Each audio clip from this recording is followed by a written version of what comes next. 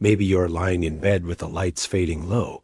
Maybe the television hums softly in the background. Maybe you are cooking late at night. Or perhaps you are simply searching for something calm yet thought-provoking to carry you through the dark hours. Whatever brought you here, you are welcome. This place is for those who are curious, for those who wonder about the hidden layers of our past, for those who wish to drift into stories of ancient history, where time feels slower and the world feels deeper. Tonight, we explore the mystery of the first artist, a figure who may not have even been human. Share in the comments how you listen. Do you sleep? Do you relax? Do you work while listening? And if you find yourself drawn into this journey, remember to subscribe and stay with us as we open the first page of a story written long before history itself, long before the rise of cities, before the first seeds of agriculture touched the soil, before written language allowed memories to last beyond a single lifetime. There was a world where survival was all that mattered. Endless landscapes of savanna and forest stretched without roads or farms, and the humans who walked upon them were not yet the world's masters. We often imagine art as something born out of civilization, the flourish of culture after hunger was conquered. Yet the truth whispers differently. Traces buried deep in caves and cliff walls, etched into stone long before villages or palaces existed, tell us that creativity is far older than the monuments we see today. In South Africa, nearly 100,000 years ago, small groups of humans gathered near the coastline, their lives wrapped tightly to the rhythm of tides and the dangers of the wild. In the red ochre, they carved deliberate patterns, lines crossing and repeating, not for tools, not for weapons, but for expression. This act defied necessity. No predator was kept away, no hunger was solved, yet they carved. That first spark of creativity did not stay confined. As ages passed and migrations carried our ancestors across deserts, mountains, and frozen valleys, they left behind paintings of animals running across stone, geometric signs etched in precision, shadows of thoughts that spoke without language, each mark revealing an inner world, a voice reaching across millennia to us. But art may not belong entirely to us, for these abilities may have flickered in the minds of others too. Neanderthals in caves of Europe left their own marks, mysterious circles of stones placed with meaning, pigments on walls speaking of intention. And the question rises, what if these lines, these colors, were not purely the hand of Homo sapiens? What if the very first artist was not human at all? This is the thread we will follow tonight, winding back through prehistory, across continents of ice and fire, searching not just for the oldest art, but for the roots of imagination itself, the mystery of how vision and creativity emerged, and how those ancient echoes still shape the human spirit today. So rest easy, let time slip, as we begin a journey into the deep past, a place where the first marks of beauty were carved into stone, left as a message from beings who lived in a world both alien and familiar. In the dim corridors of European caves, marks appear that do not belong to Homo sapiens alone. They emerge from the hands of Neanderthals, a lineage often considered rough and brutish, yet the walls tell a gentler truth. Deep inside the caves of Spain, scientists found painted symbols, red ochre arranged in deliberate shapes, made tens of thousands of years before modern humans ever set foot there.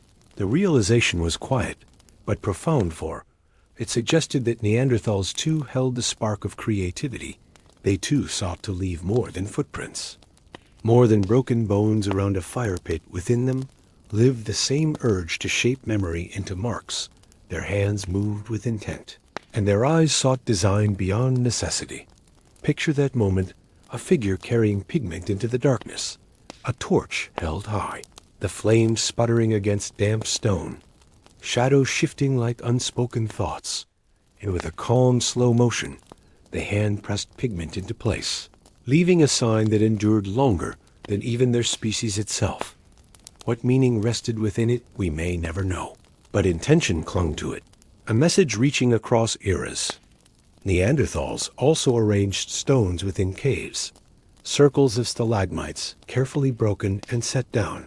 They may have built these formations for ritual, for gathering, or as markers of the unseen.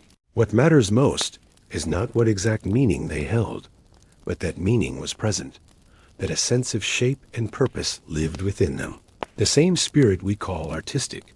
When these discoveries came to light, they asked us to soften the boundary between Homo sapiens and those who came before or alongside.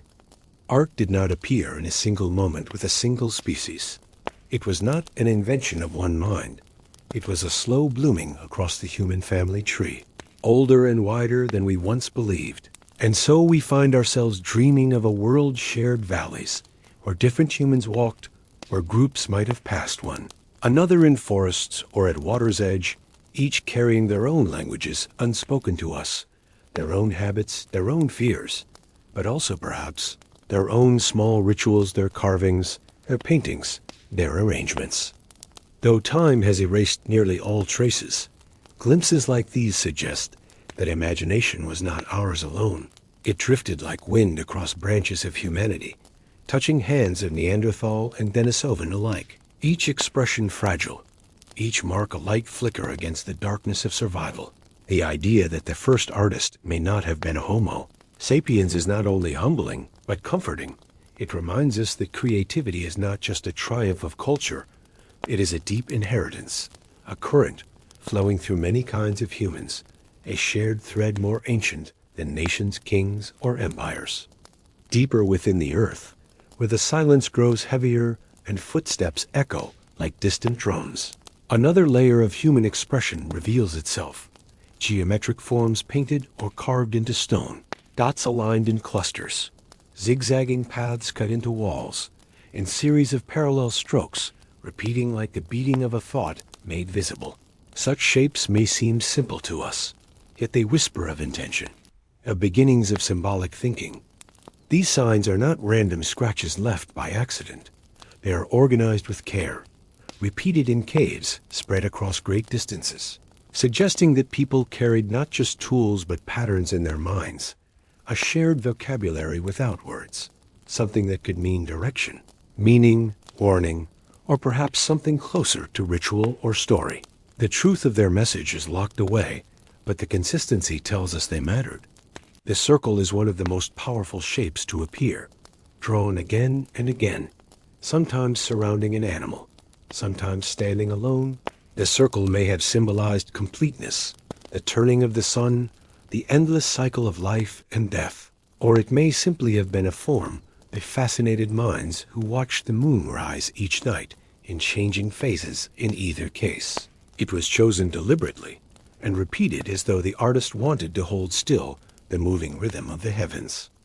Every detail of these paintings required patience, pigment ground from minerals or earth, and mixed with animal fat or spit brushes, made from chewed sticks or fingers used as instruments upon the wall torchlight, creating both the light to see and the difficulty of smoke and flicker in this way.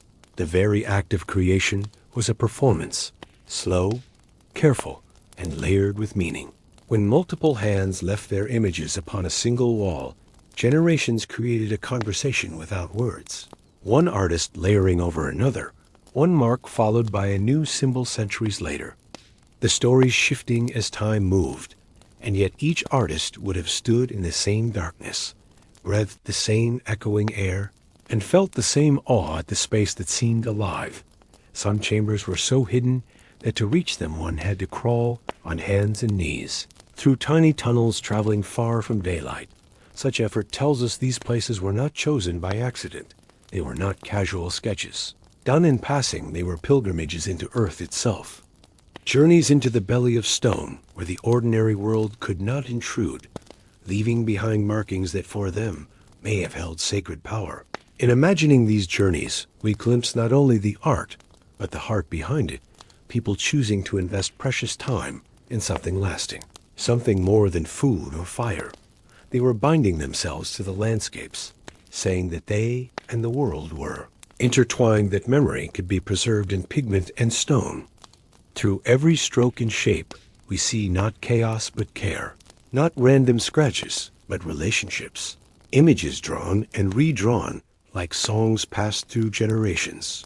Each pattern and note echoing inside the endless silence of stone, carried to us across tens of thousands of years.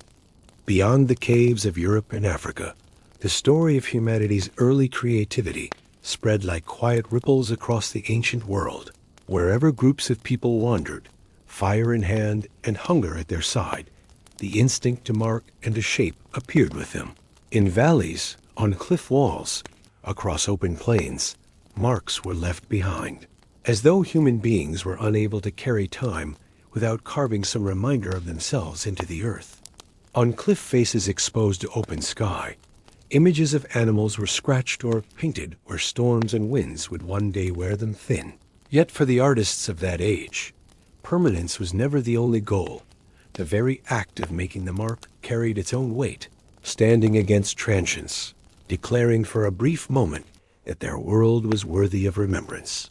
The creatures they drew were not limited to prey or predators alone, large beasts with sweeping horns, birds in flight, fish curving along rock, even serpents all took shape in their imagery, suggesting that humans looked upon the living world not only as resource, but as mystery, each being reflecting qualities of strength, cunning, endurance, or grace that held spiritual or emotional meaning. Some of these carvings were placed in landscapes where echoes carried far, cliffs where voices reverberated like thunder, painting and sound meeting in ways that seemed otherworldly when a group gathered and sang or chanted before the images. The stone itself answered them, weaving sound into stone, art into ritual, a harmony of senses that made the gathering not just memory but experience stamped into place.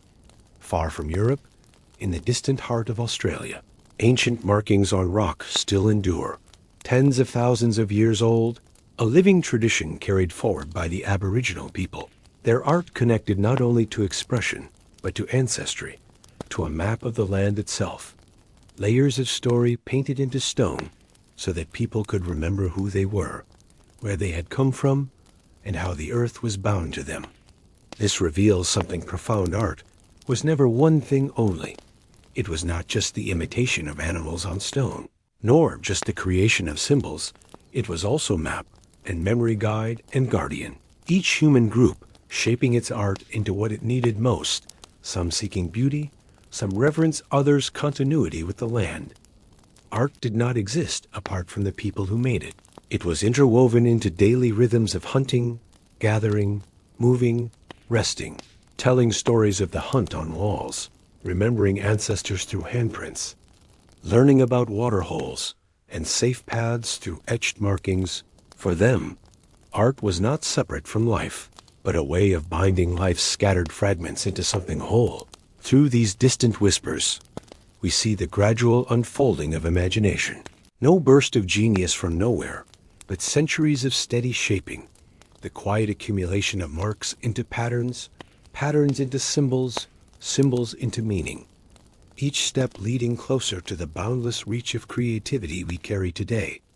In the dim corridors of European caves, marks appear that do not belong to Homo sapiens alone.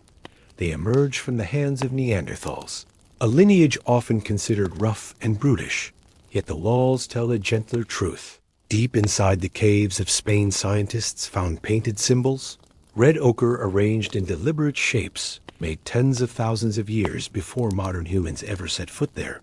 The realization was quiet, but profound, for it suggested that Neanderthals too held the spark of creativity. They too sought to leave more than footprints. More than broken bones around a fire pit, within them lived the same urge to shape memory into marks. Their hands moved with intent, and their eyes sought design beyond necessity. Picture that moment, a figure carrying pigment into the darkness, a torch held high, the flames sputtering against damp stone, shadows shifting like unspoken thoughts, and with a calm, slow motion, the hand pressed pigment into place, leaving a sign that endured longer than even their species itself. What meaning rested within it, we may never know, but intention clung to it, a message reaching across eras. Neanderthals also arranged stones within caves, circles of stalagmites carefully broken and set down. They may have built these formations for ritual, for gathering, or as markers of the unseen. What matters most is not what exact meaning they held, but that meaning was present, that a sense of shape and purpose lived within them. The same spirit we call artistic. When these discoveries came to light, they asked us to soften the boundary between Homo sapiens and those who came before or alongside. Art did not appear in a single moment with a single species. It was not an invention of one mind.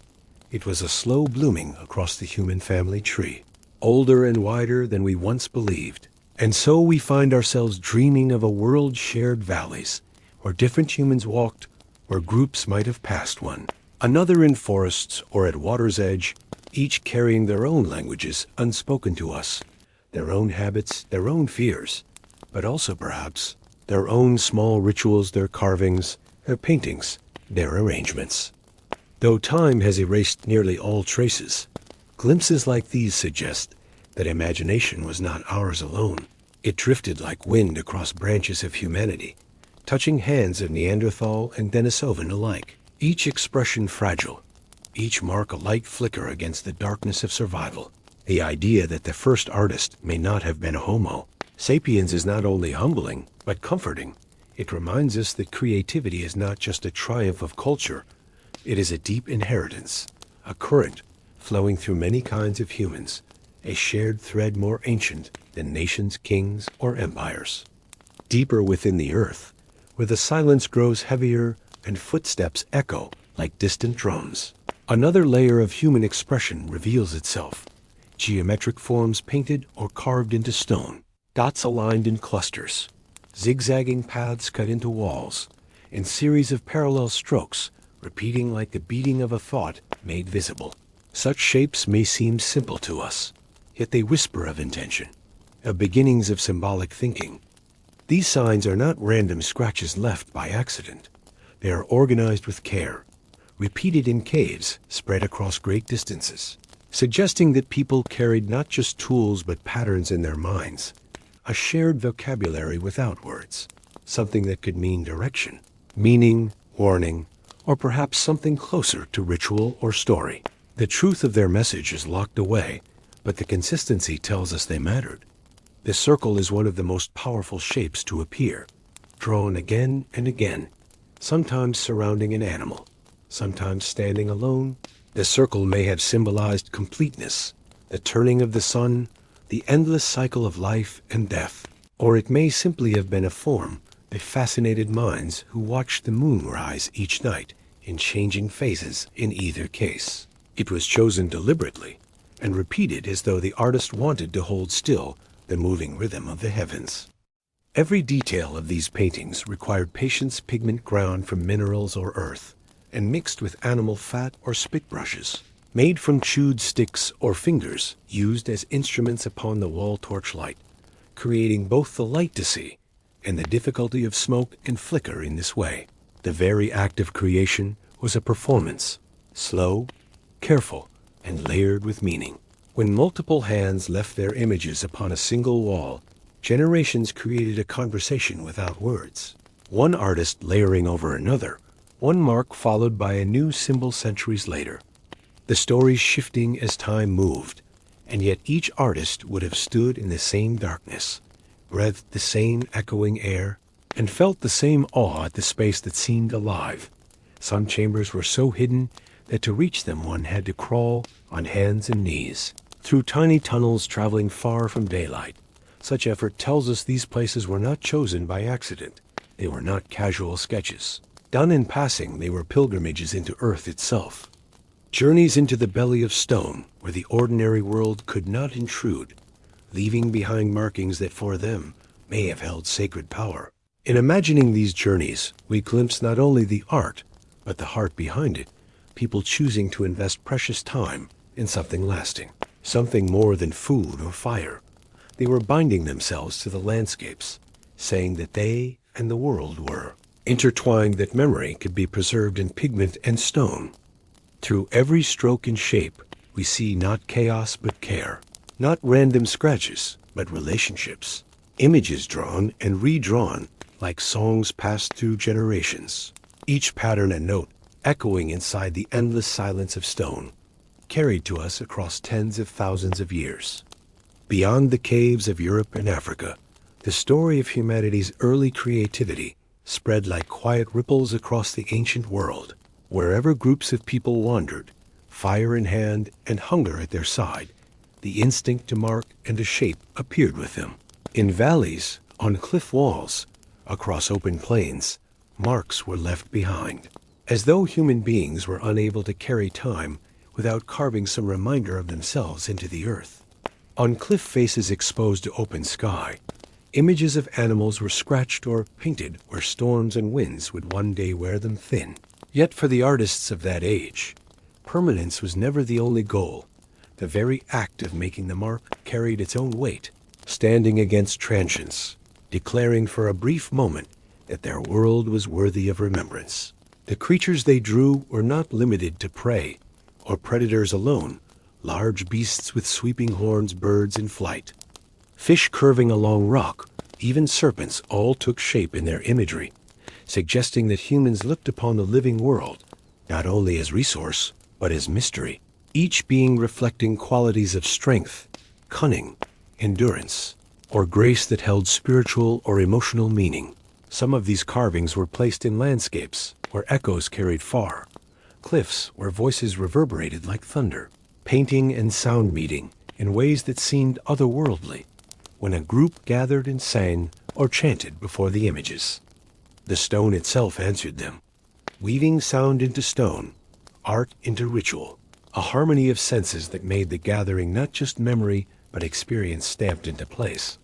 Far from Europe, in the distant heart of Australia, ancient markings on rock still endure, tens of thousands of years old, a living tradition carried forward by the Aboriginal people.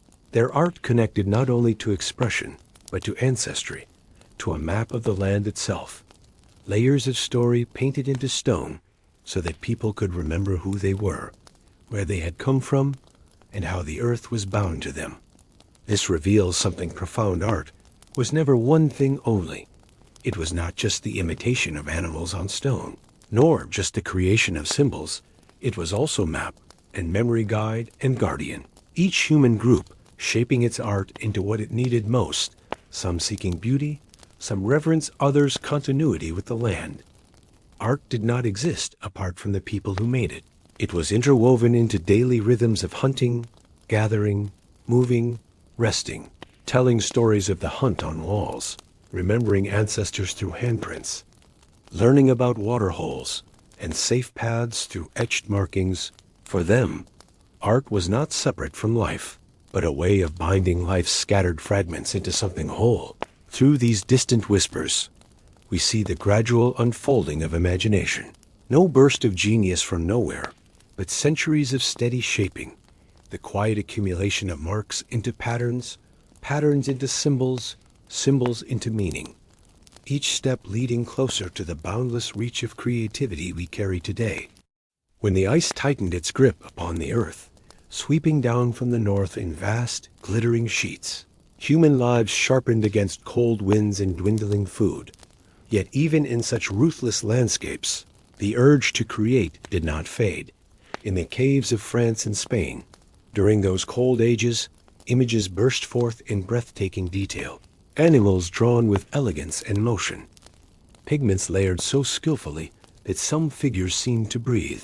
Consider the reindeer painted delicately upon stone, antlers spiraling outward, or the great aurochs carved in muscular lines.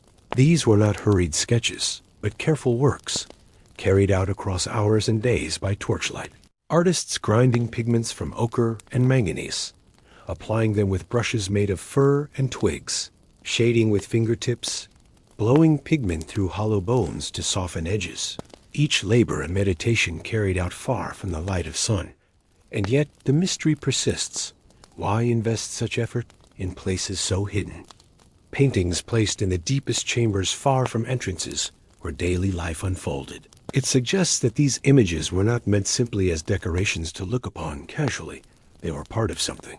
Heavier something, ritual images placed where sound carried differently, where shadows danced, where a viewer was changed simply by being present. Perhaps these paintings were not meant for eyes alone, but for something unseen, a way of speaking to forces felt but not named, invoking fortune in the hunt, or connection with the animals themselves, or an honoring of the cycle of life and death that surrounded them daily. We cannot know their exact thought, but the intention is unmistakable. In those images lies reverence, a reverence wide and deep. The animals themselves, strong and fleeting, may have stood as guardians in the darkness. Every time the fire crackled and the paintings appeared to move, a reminder washed over those who gathered that the world outside the cave was filled with power beyond themselves. And that power could be brought into stone, not captured, not caged, but mirrored as spirit and shadow. One of the most astonishing examples lies in the caves of Chauvet in France. Lions, rhinoceroses, mammoths, and bears were drawn there with such grace that the wall becomes a living tapestry of the Ice Age world. The artist or artists who painted them stood at the threshold of dreams, shaping into images the creatures they hunted, feared, and admired, holding their fleeting lives inside pigment that endured across 30,000 years. We are left in awe not only at the beauty of the drawings, but at the persistence of the human mind.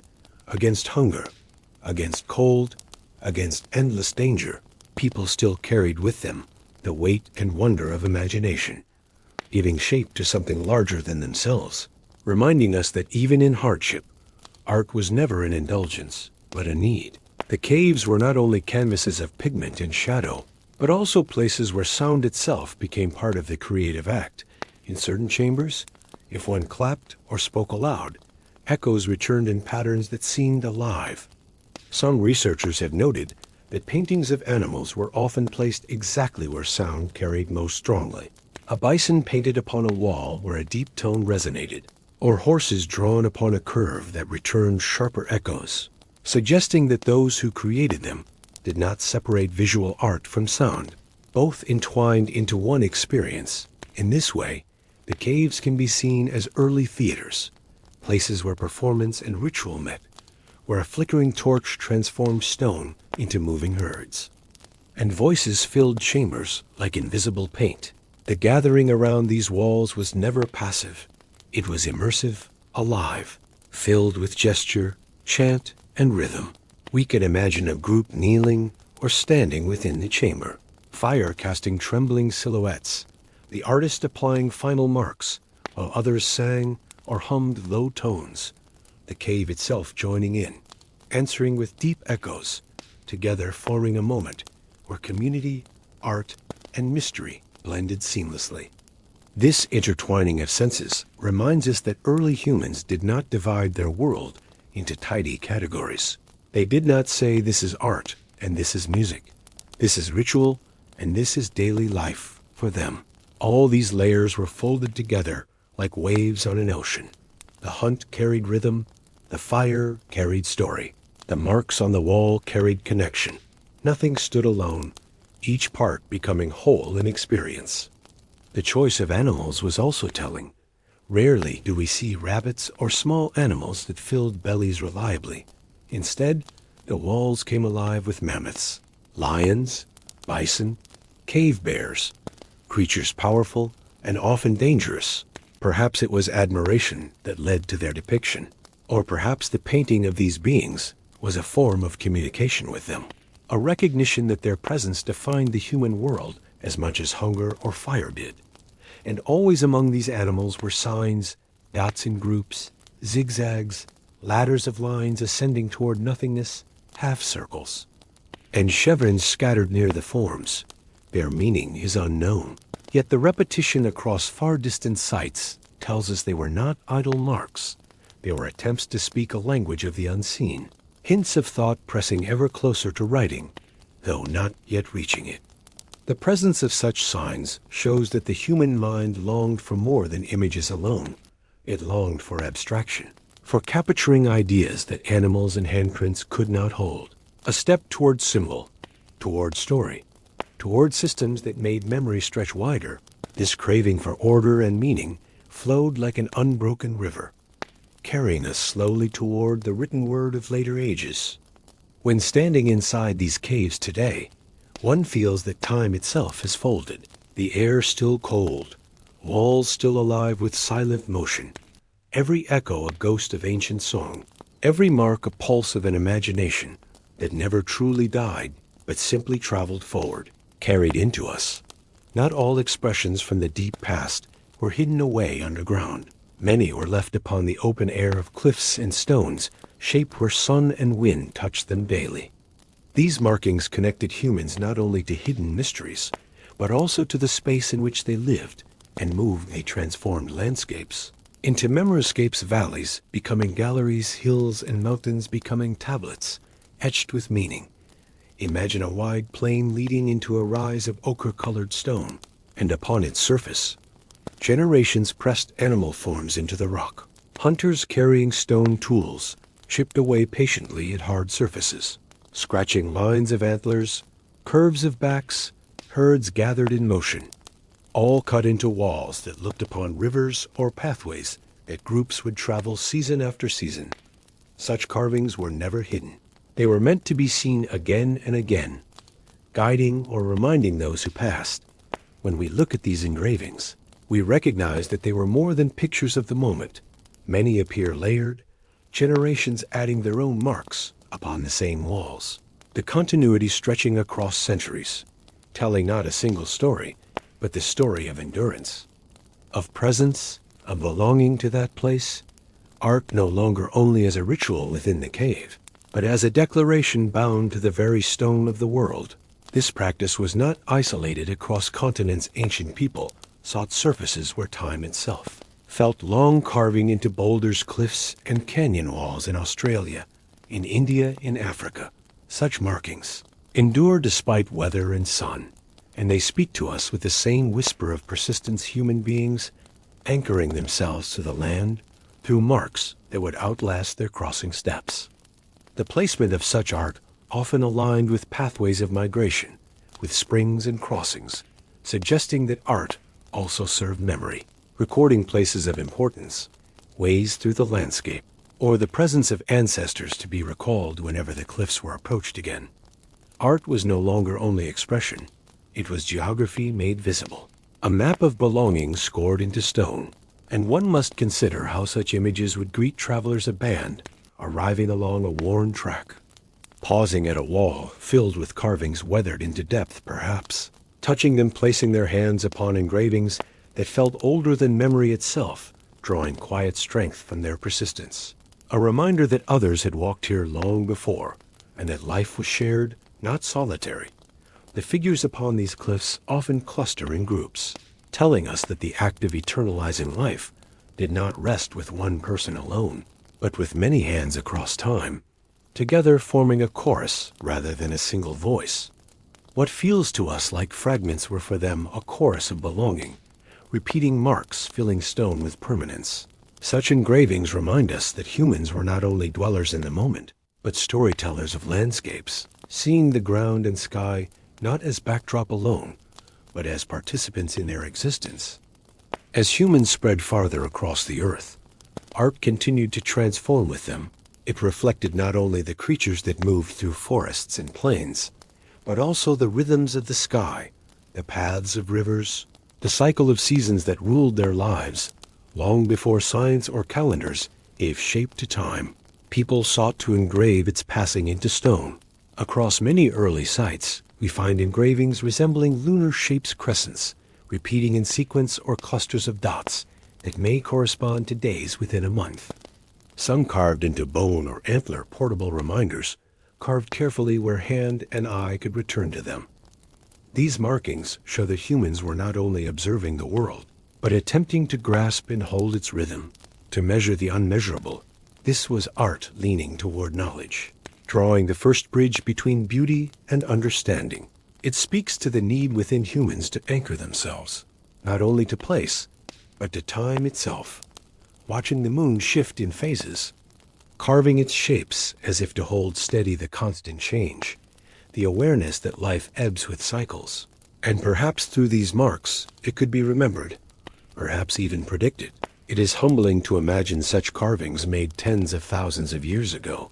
A hunter sitting around a fire, scratching onto bone the series of crescents they had watched each night, and in doing so, creating one of the earliest attempts at a calendar, not written in scripts or words, but in art, a visual rhythm meant to echo the rhythm of the sky. Beyond the moon, the larger movements of animals and seasons were observed as well. Herds migrating across valleys, birds departing and returning, rivers swelling and drying. These movements required memory, and art provided the vessel. Images carried forward what the eye saw, gave it form, and kept it alive long after the moment had passed. This weaving of art and observation shows us that expression was never frivolous. It tied directly into survival and continuation. By carving, painting, and engraving, humans were both honoring beauty and creating tools of memory. Art became the keeper of story, of instruction, and of time. One of the most striking examples lies upon cave walls that align with natural events. Chambers where sunlight cuts into the darkness at precise moments of the year, illuminating particular engravings or paintings. This marriage of light and mark shows deep understanding. Art placed not at random, but in relationship with the turning of earth and sky, a harmony that made place. Time and memory converge. These reminders teach us that art was never only about decoration. It was woven into the greatest mysteries perceived by early minds: creation, time, movement, and place. It was the first philosophy carved not in words, but in stone, a testament that human beings sought always to bind themselves to something larger and to pass forward what they had seen. As the centuries rolled forward and ice gave way to grass once more, people began to leave behind evidence of art, not only in places of ritual and wonder, but also across tools, weapons, and everyday objects. The everyday began to merge with the symbolic. Function carried beauty, and beauty found its home in function. Carved bones have been found shaped delicately, with patterns of lines, dots etched in sequence, antler tips smoothed into figurines. Animal forms reduced into tiny sculptures, able to be carried within the hand or pouch. These were not weapons alone. They were memory and meaning, companions on long journeys, tokens of unseen worlds. One of the most haunting discoveries across Europe are the so-called Venus figurines, small carvings of human figures, often with exaggerated forms. Carved from ivory, bone, or stone, they appeared nearly 30,000 years ago, their meaning unknown. Some scholars believe they represented fertility. Others suggest connection to ancestors, and others see them as talismans of survival in a time where each birth and each life was precarious. Whatever their original meaning, what matters most is their persistence. They appear again and again across wide distances. Created by hands who never knew one another yet, who carved in similar ways a shared symbolic vocabulary spreading across thousands of miles and unspoken. Agreement between cultures scattered far apart, reminding us that imagination was not bound to one valley or one river, but was carried by the human spirit wherever it roamed. These figurines also tell another important truth, that art was not only for the eyes of others. Some of these objects were small, intimate, meant to be held secretly, to be touched, often to be carried. They were personal as much as communal art, made to travel within the life of an individual, rather than to adorn great walls, tokens of comfort, belief, or belonging. Consider also the decorated tools. A spear thrower carved with the shape of a reindeer, or a blade whose handle bore the careful engraving of animals. Survival instruments were transformed into artworks, reminding us that even in the midst of harsh existence, people did not divide necessity from expression.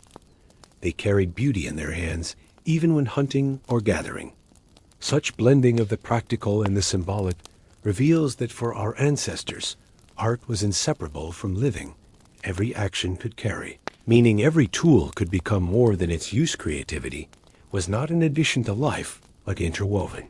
It formed part of their way of seeing the world of breathing purpose into the simplest rhythms. When we hold these carvings today in the halls of museums or in photographs, we hold not just ancient sculpture, but the weight of human longing, longing for continuity, longing for connection, longing to preserve some truth about existence. They sit within our hands, like voices that will not fade, across the windswept plains and valleys of Ice Age Europe. Another layer of expression began to appear, the carving of animals into ivory and stone.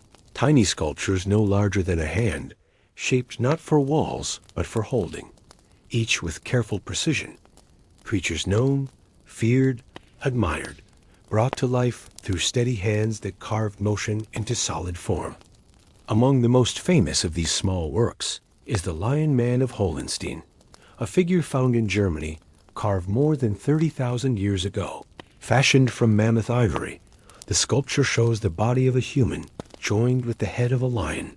A merging of man and beast, it is the earliest clear trace of myth within art, an image not of the world as it is seen, but of the imagination as it dreams. The Lion Man reminds us that the first artists were not only recording what they saw, they were combining. Blending, creating, they were taking the strength of a lion and the awareness of the human and merging them into one, perhaps as guardian, perhaps as spirit, perhaps as story. Whatever its meaning, it reveals the power of imagination to step beyond the visible into the unseen. This blending appears across cultures, with carvings of half-human animals or figures with shapes shifting into one another. Proof that ancient people were already thinking in terms of spirit, transformation, and symbolism. Their art speaking of an inner life born from both fear and wonder. The act of shaping animals so carefully also reflects the closeness of hunters to their world. To carve the form of a bison or mammoth was to honor it, to reflect its dignity, to capture in ivory or stone the being that gave both threat and sustenance. Carving was both remembrance and reverence, a way of keeping the creature close, even when it had run away into the snow or the plains. The small scale of these carvings speaks of intimacy. They were hand-held, perhaps worn, perhaps carried on journeys, a reminder of home, of spirit, of connection. Unlike the grandeur of cave paintings hidden in vaulting chambers, these figurines carried personal weight, like guardians that traveled in the pouch of a hunter, grounding them in the mysteries of life and survival. It is moving to imagine someone sitting by firelight, chipping away steadily at mammoth. Ivory, each stroke patient, each curve deliberate shaping. Not just an object, but an entire concept. And when the carving was done, holding it in their hand and feeling that it carried more than weight, it carried presence. Through these figurines and carvings, humanity revealed another side of art, no longer only communal, no longer only tied to ritual within caves or cliffs, but also private, personal, created from inner vision and carried within. Art as both outer and inner experience, binding together the collective and the individual. These small forms stand as quiet proof that even in the coldest ages, imagination warmed the human spirit, a strength that endured as surely as fire itself. The small carvings and figurines remind us that art could be carried, held, pondered upon during journeys across frozen valleys and forests, but there were also creations, embedded into the land itself, larger, broader strokes of human vision that could only be seen when standing at a distance, etched and painted, not only for intimacy, but for grandeur, a whisper to the sky as much as to the earth. In certain valleys of southern Europe, enormous engravings of animals were scratched into the ground or into rock faces, horses, stretched across meters of stone, stags, cut into surfaces so large they dwarfed the human form. To make such works required not only patience, but a vision that extended beyond the hand, a willingness to think in scale, to imagine art larger than daily life. These monumental forms tell us that those early artists did not see themselves as small or insignificant. Even though their lives were brief and surrounded by constant struggle, their vision stretched outward with confidence. The impulse to create large forms showed a desire to be witnessed, not just by companions or family, but by entire communities, perhaps even by forces beyond. In other regions, humans pressed footprints or handprints directly into soft earth or clay, sometimes alongside animal tracks. These moments blur the line between art and environment, creating compositions not by brush or engraving alone, but by movement, the pressing of body into surface. leaving behind figures both accidental and intentional, both human and animal, sharing the same ground forever. There is a striking humility in such acts, hands joined with the paws of bears or prints of deer, arranged together as though acknowledging a shared world, not one divided neatly into man and beast, but one shared across necessity, danger, and respect, art becoming a record of coexistence rather than domination.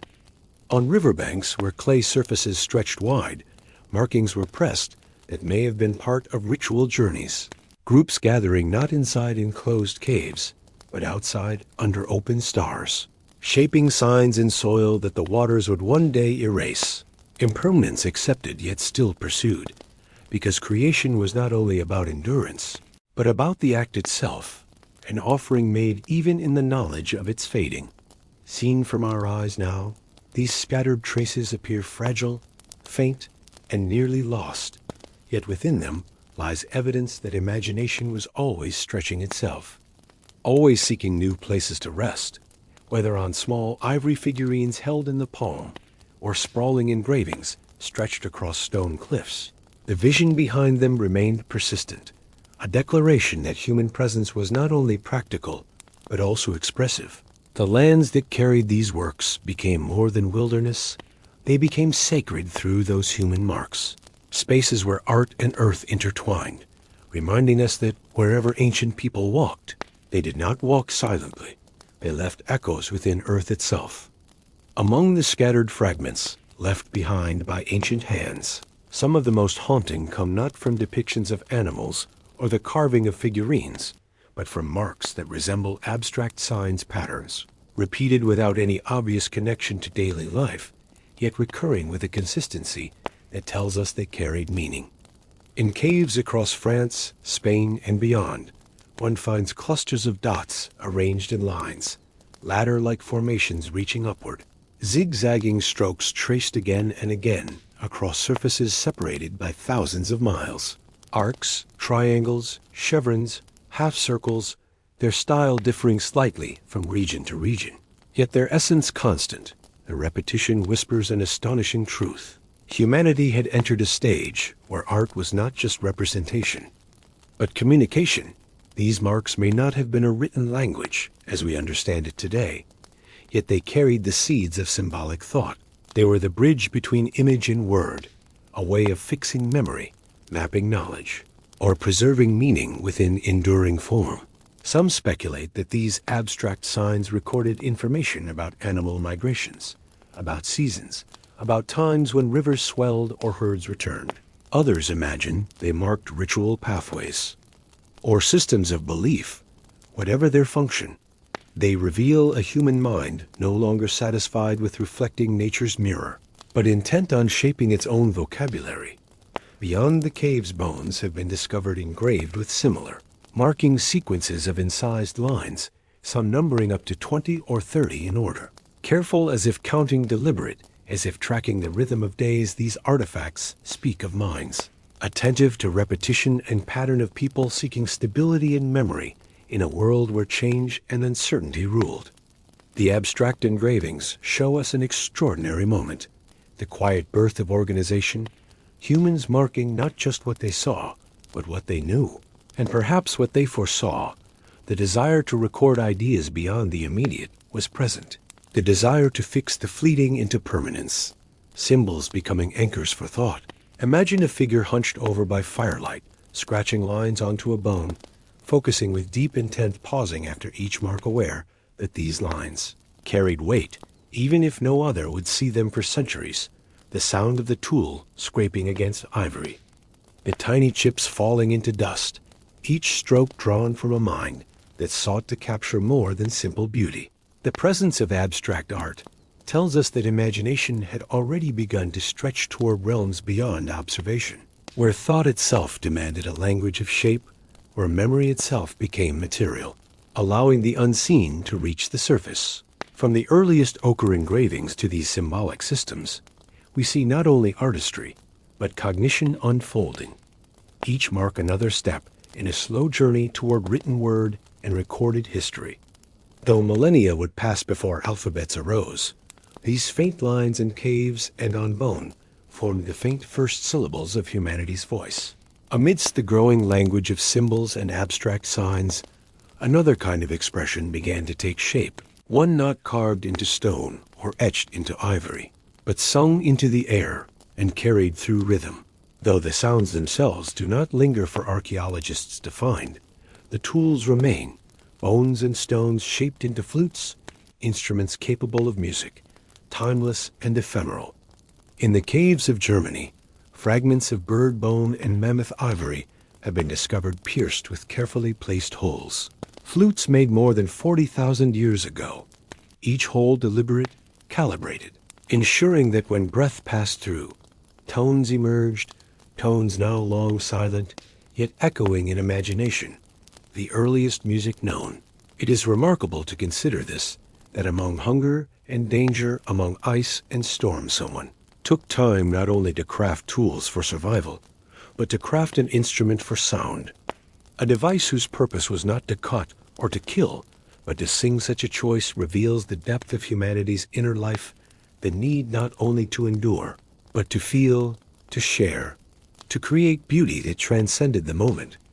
Picture a small group gathered in firelit darkness, an elder raising a flute, carved with patience, breath flowing through bone, and a clear tone rising above crackle and murmur, the chamber amplifying its note so that it seemed to float, not sound alone, but presence, something that bound the listeners together in silence and awe. Music does not leave marks in stone, yet its traces are perhaps the most enduring of all, for music lives in rhythms still recognized, the beating drum matching the heartbeat, the rise of song carrying grief and joy alike, the flute's simplicity becoming a river of connection.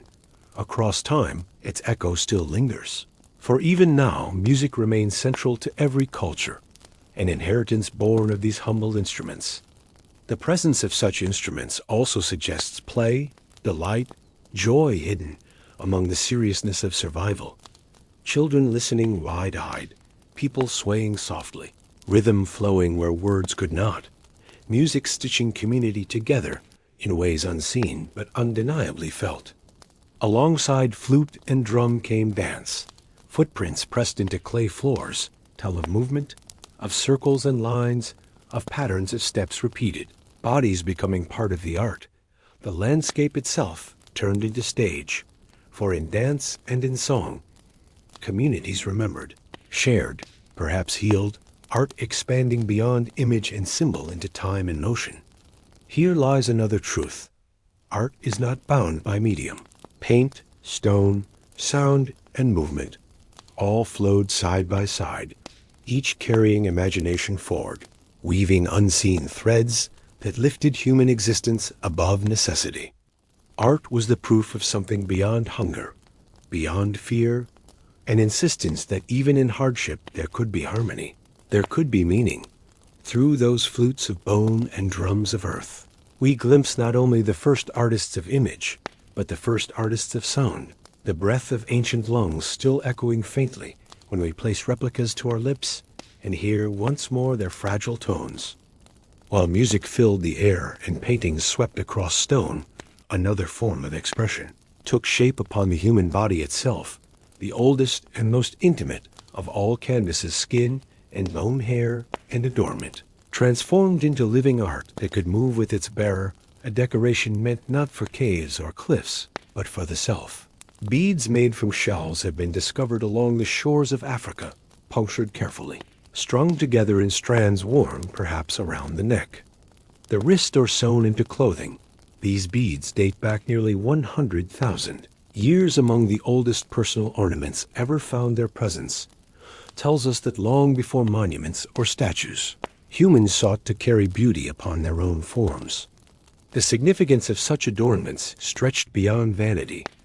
Beads were not only decoration, they were signs of connection, markers of belonging, reminders of identity within groups.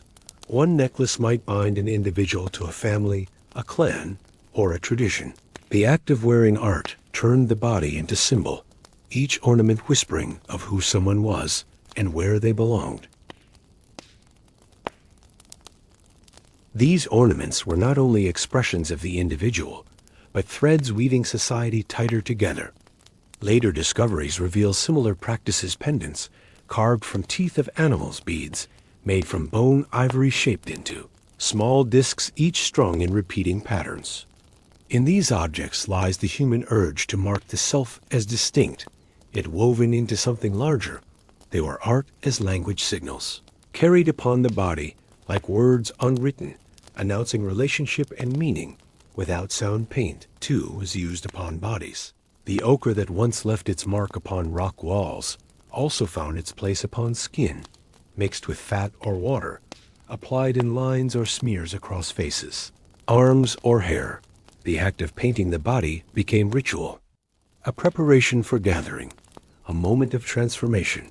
The human form no longer only survival flesh, but a living image shaped by hands and vision. Through these adornments, we see again that art was never confined. It lived in caves and cliffs, in figurines and flutes. But it also lived upon the body itself, moving through the world, making each person not only a participant in art, but a bearer of it. The appearance of body decoration also hints at social complexity, for to wear art means its meaning was understood by others. Its presence required recognition, interpretation, acceptance within the group. It was communication lived daily, as immediate as a glance, as profound as belonging itself. Thus, the first artists were not only painters of walls or carvers of ivory, they were also designers of living forms, shaping identity upon their very bodies, carrying art as a second skin, their marks still speaking through beads found buried, pigments discovered in the soil, whispers of individuals forgotten yet present, still an adornment that outlasted flesh. With art moving upon walls, upon bones, upon flutes, and even upon the bodies of those who lived long ago, it becomes clear that creativity in ancient times was not one act, each thread different but entwined, shaping lives not in isolation but in continuity. And yet, perhaps the most powerful expression of all was not in images or objects, but in the act of storytelling itself.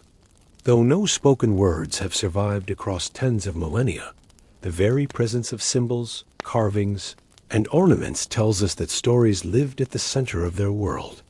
Around firelight at night, people would have spoken of hunts, of spirits, of animals beyond the horizon, of ancestors felt but unseen. The glow of the fire flickering on faces, shadows bending upon cave walls, a voice rising low, steady and rhythmic, each listener leaning forward as sparks rose into dark ceilings. This was not just communication, it was imagination shared. Visions painted not with ochre, but with sound and memory, fleeting yet eternal. We may never recover the exact sentences spoken, but the traces remain in ritual formations and myths, hinted at by carvings like the Lion Man and the persistence of handprints that declared, "I am here."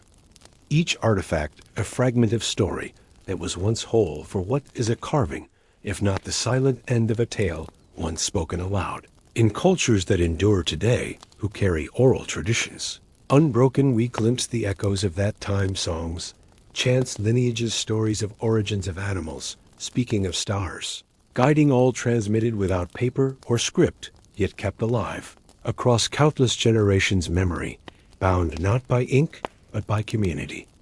Art, as storytelling, allowed each band or tribe to carry more than hunger or survival with them.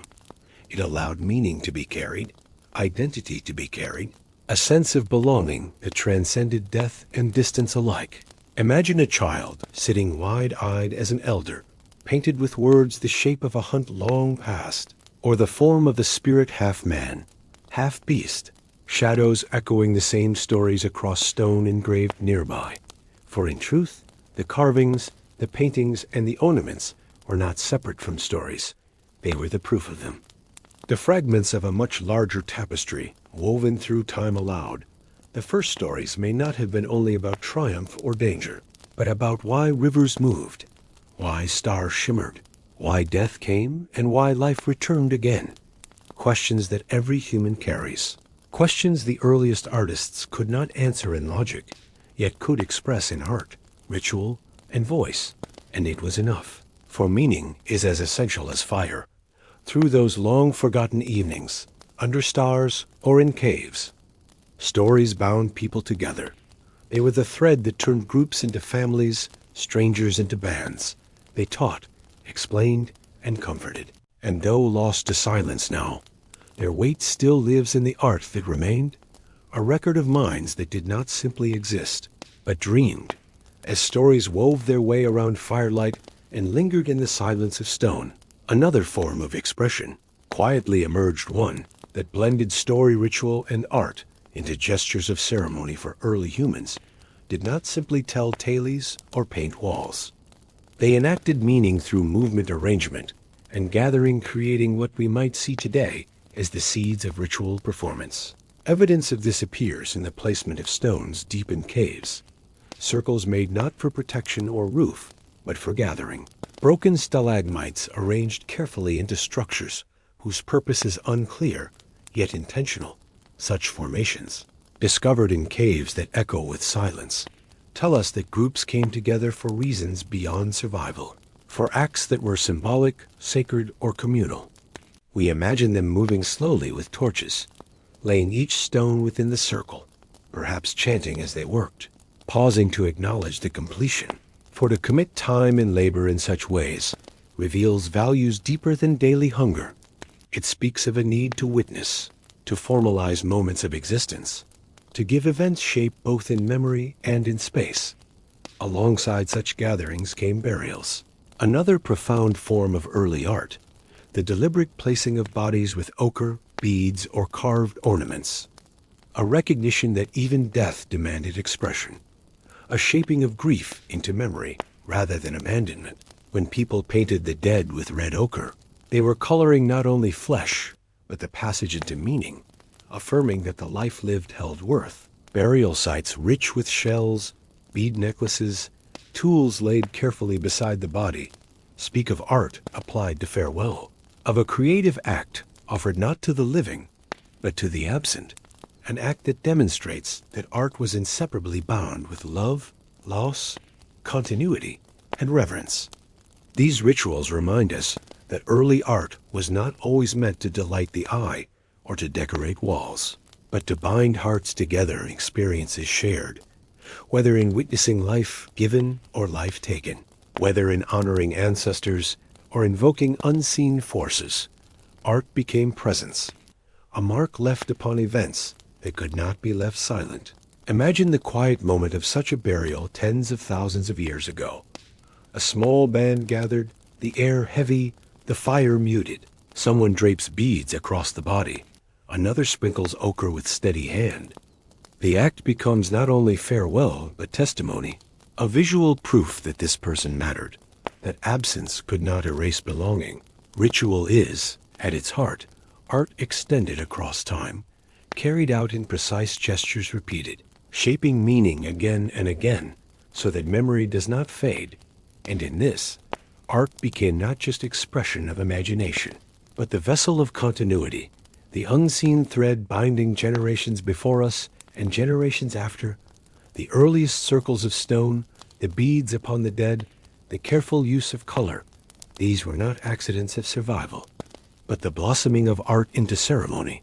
The world reshaped not only by necessity, but by intention, woven into action as much as into pigment or stone. From the quiet graves painted with ochre, encircled with beads, to the stone rings placed deliberately in deep caverns, we begin to notice that art in its earliest forms was not only a reflection of beauty or skill, but often a bridge, a way to span the gap between the known and the unknown, between the living and the forces that surrounded them.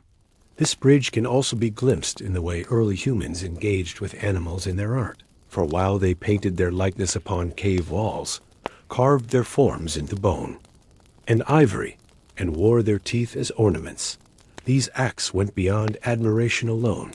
Humans were creating relationships with the beings who shared their world: the lion, the bison, the mammoth, the wolf.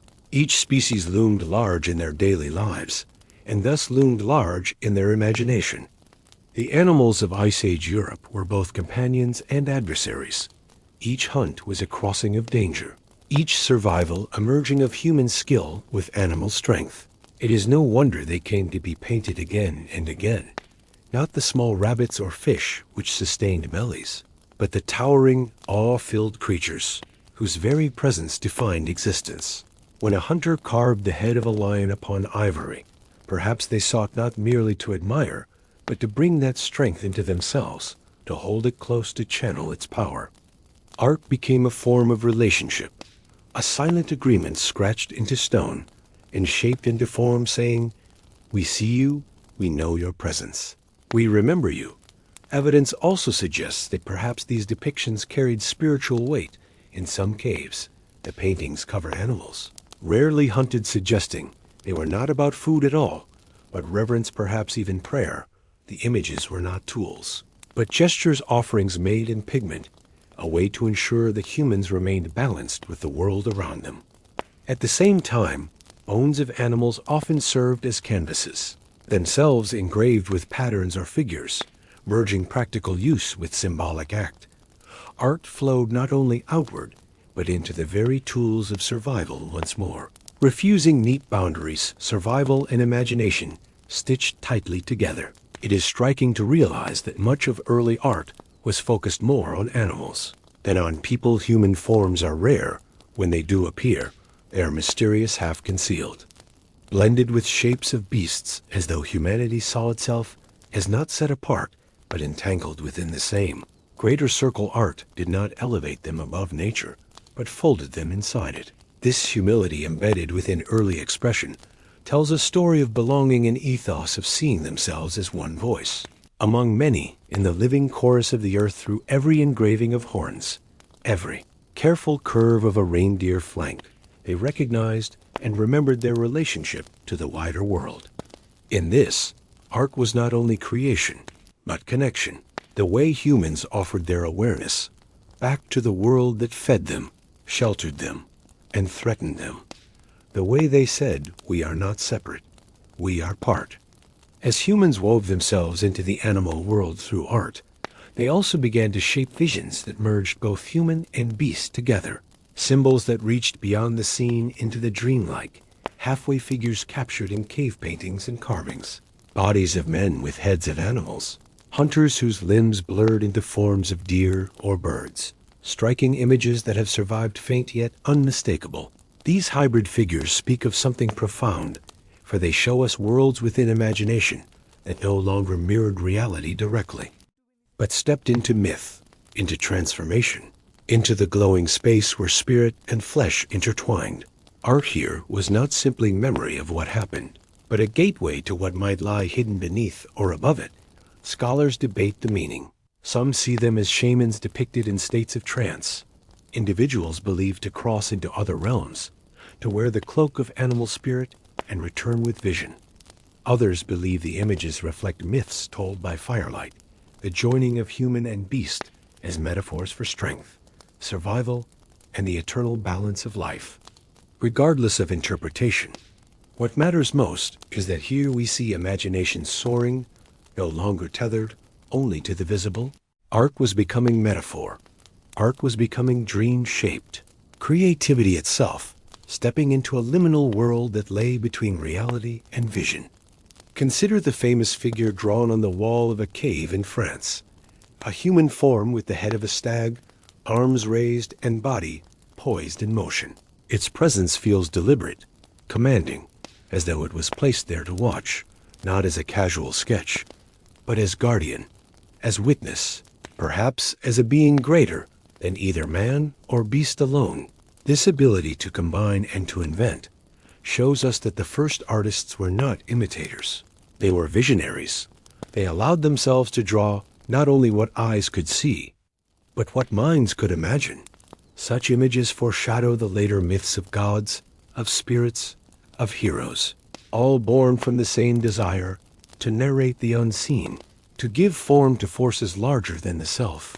And in this way, art became layered. A single wall might hold bison, drawn with natural beauty symbols. Scratched above them, and then sudden hybrid figures that broke the boundary between both, creating a palette, not of imagery alone, but of layered meanings, like a woven fabric of thought, spanning ritual, story, and dream. Standing within such chambers, even today, one feels the atmosphere change, for in those half-human, half-animal beings, carved in ochre, the very birth of mythology has left. Its trace myth that would grow and echo through thousands of generations, reshaping itself into stories spoken gods worshipped tales past, but carrying within them the very seed planted here in Shadow's art. In this moment was no longer only remembrance nor ritual. It had become myth itself, the ability to dream forward into worlds beyond. The presence of hybrid figures in caves and carvings opens another window into the ancient mind, for these visions reveal not only the birth of myth, but also the exploration of identity, of boundaries tested and softened, of humans asking themselves what lies beyond the flesh, to merge with the strength of lion, the grace of deer, the flight of bird, was both a wish and a proclamation. The earliest artists were not separating self from nature.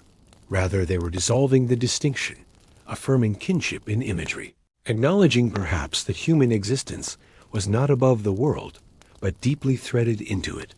And so the images they created blurred lines, becoming half-human, half-animal, not confined but flowing. This sense of fluidity may also explain the role of shamans in early societies, guides who mediated between states of awareness, vision-bearers who wore skins, antlers or feathers during ritual, transforming themselves through art and performance into beings who could cross thresholds unseen. The cave walls themselves often became their stage. The painted hybrid not only art, but self-reflected in pigment.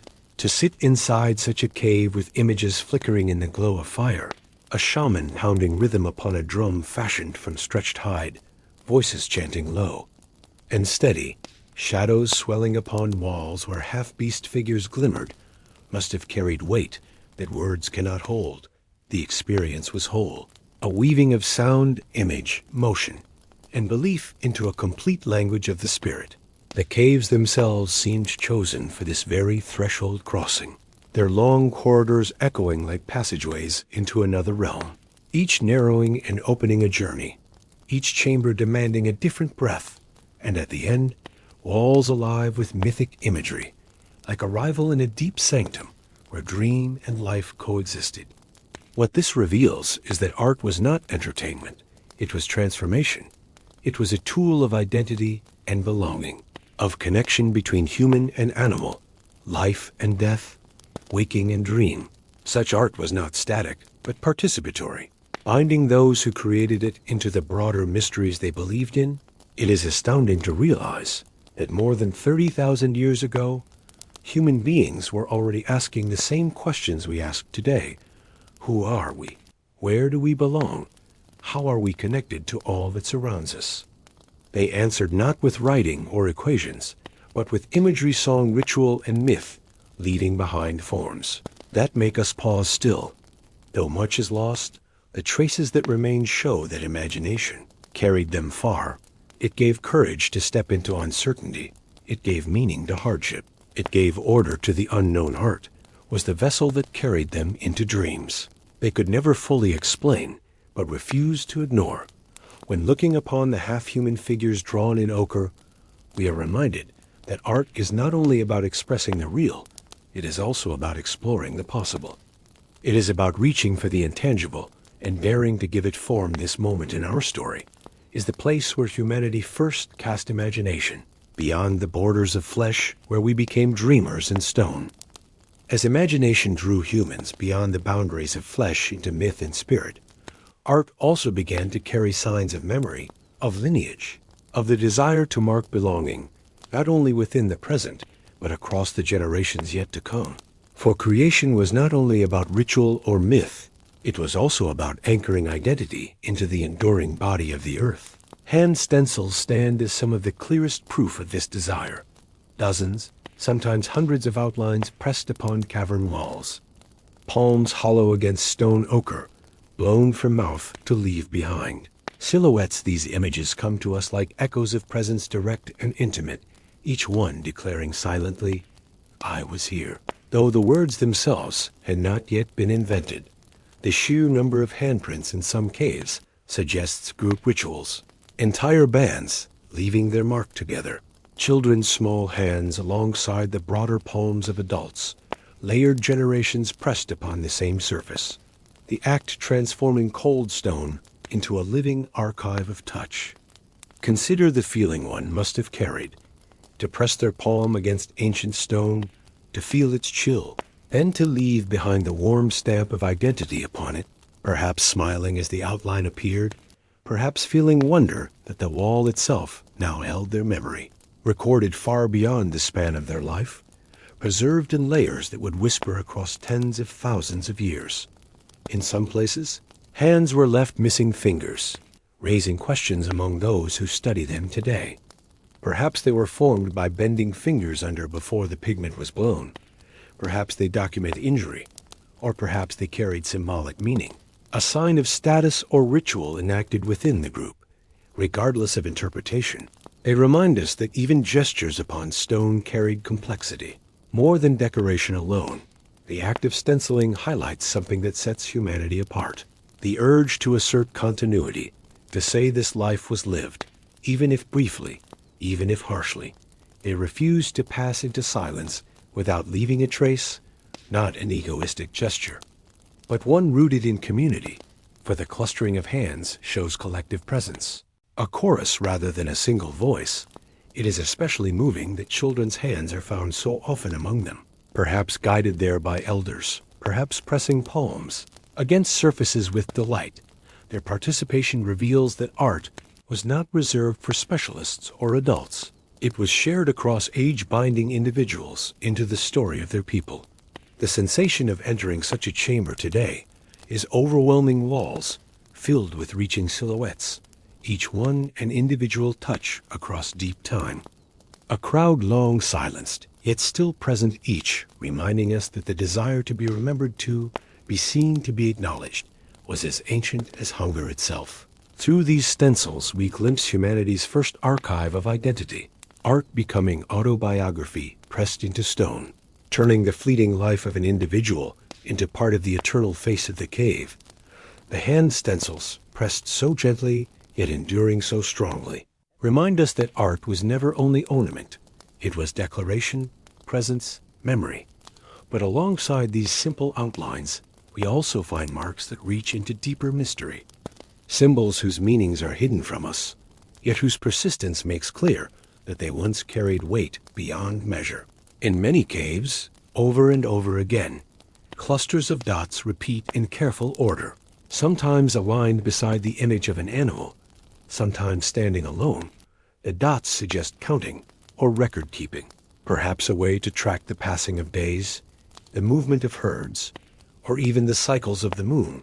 If so, these repeating marks may stand as the first calendars, early attempts at organizing life with clarity.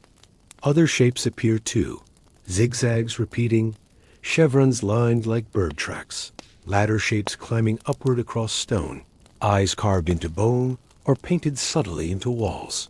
Simple yet powerful, they speak in a language that remains beyond us, yet must have spoken volumes than each symbol, carrying a meaning that was obvious to those who made them, but which now arrives to us only as a puzzle of silence. What is striking is that these shapes appear across vast distances. A zigzag in Spain, a row of dots in France, another in southern Africa. Repetition across continents. And centuries suggests not coincidence, but shared cognition. A way of seeing the world that bridged early cultures separated by land and sea. These marks are not random scratches of idle hands. They are intentional, often carved carefully, sometimes layered over older paintings with clear priority, perhaps renewed in meaning, perhaps reaffirmed generation after generation. It reminds us that humanity has always sought to pass knowledge forward, memory traveling not through books or screens, but through marks repeated with care. To stand before such a wall today is to feel both closeness and distance closeness to the mind that once scratched or painted with intent. distance because their meaning is lost, we are reminded that art is not only beauty to behold, it is communication. And like any language, once the key is forgotten, the voice becomes incomprehensible, leaving us only its rhythm. Yet there is comfort too in this silence, for even if their intention is lost, the fact of their persistence speaks louder than words early humans wanted to be understood, they sought to record.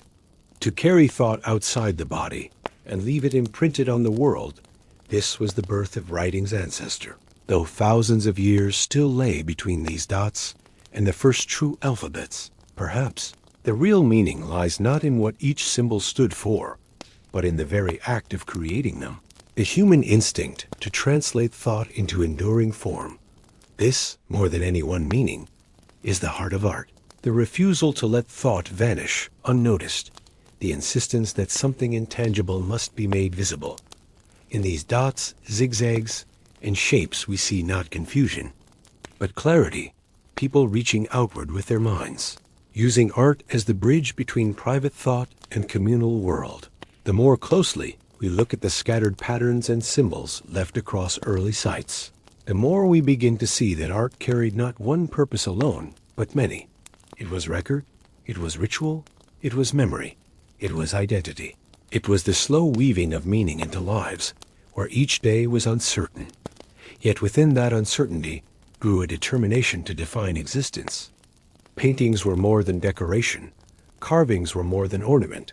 Each creation was also a conversation, a way of fixing knowledge in place, a way of teaching without words, a way of saying, "Do not forget."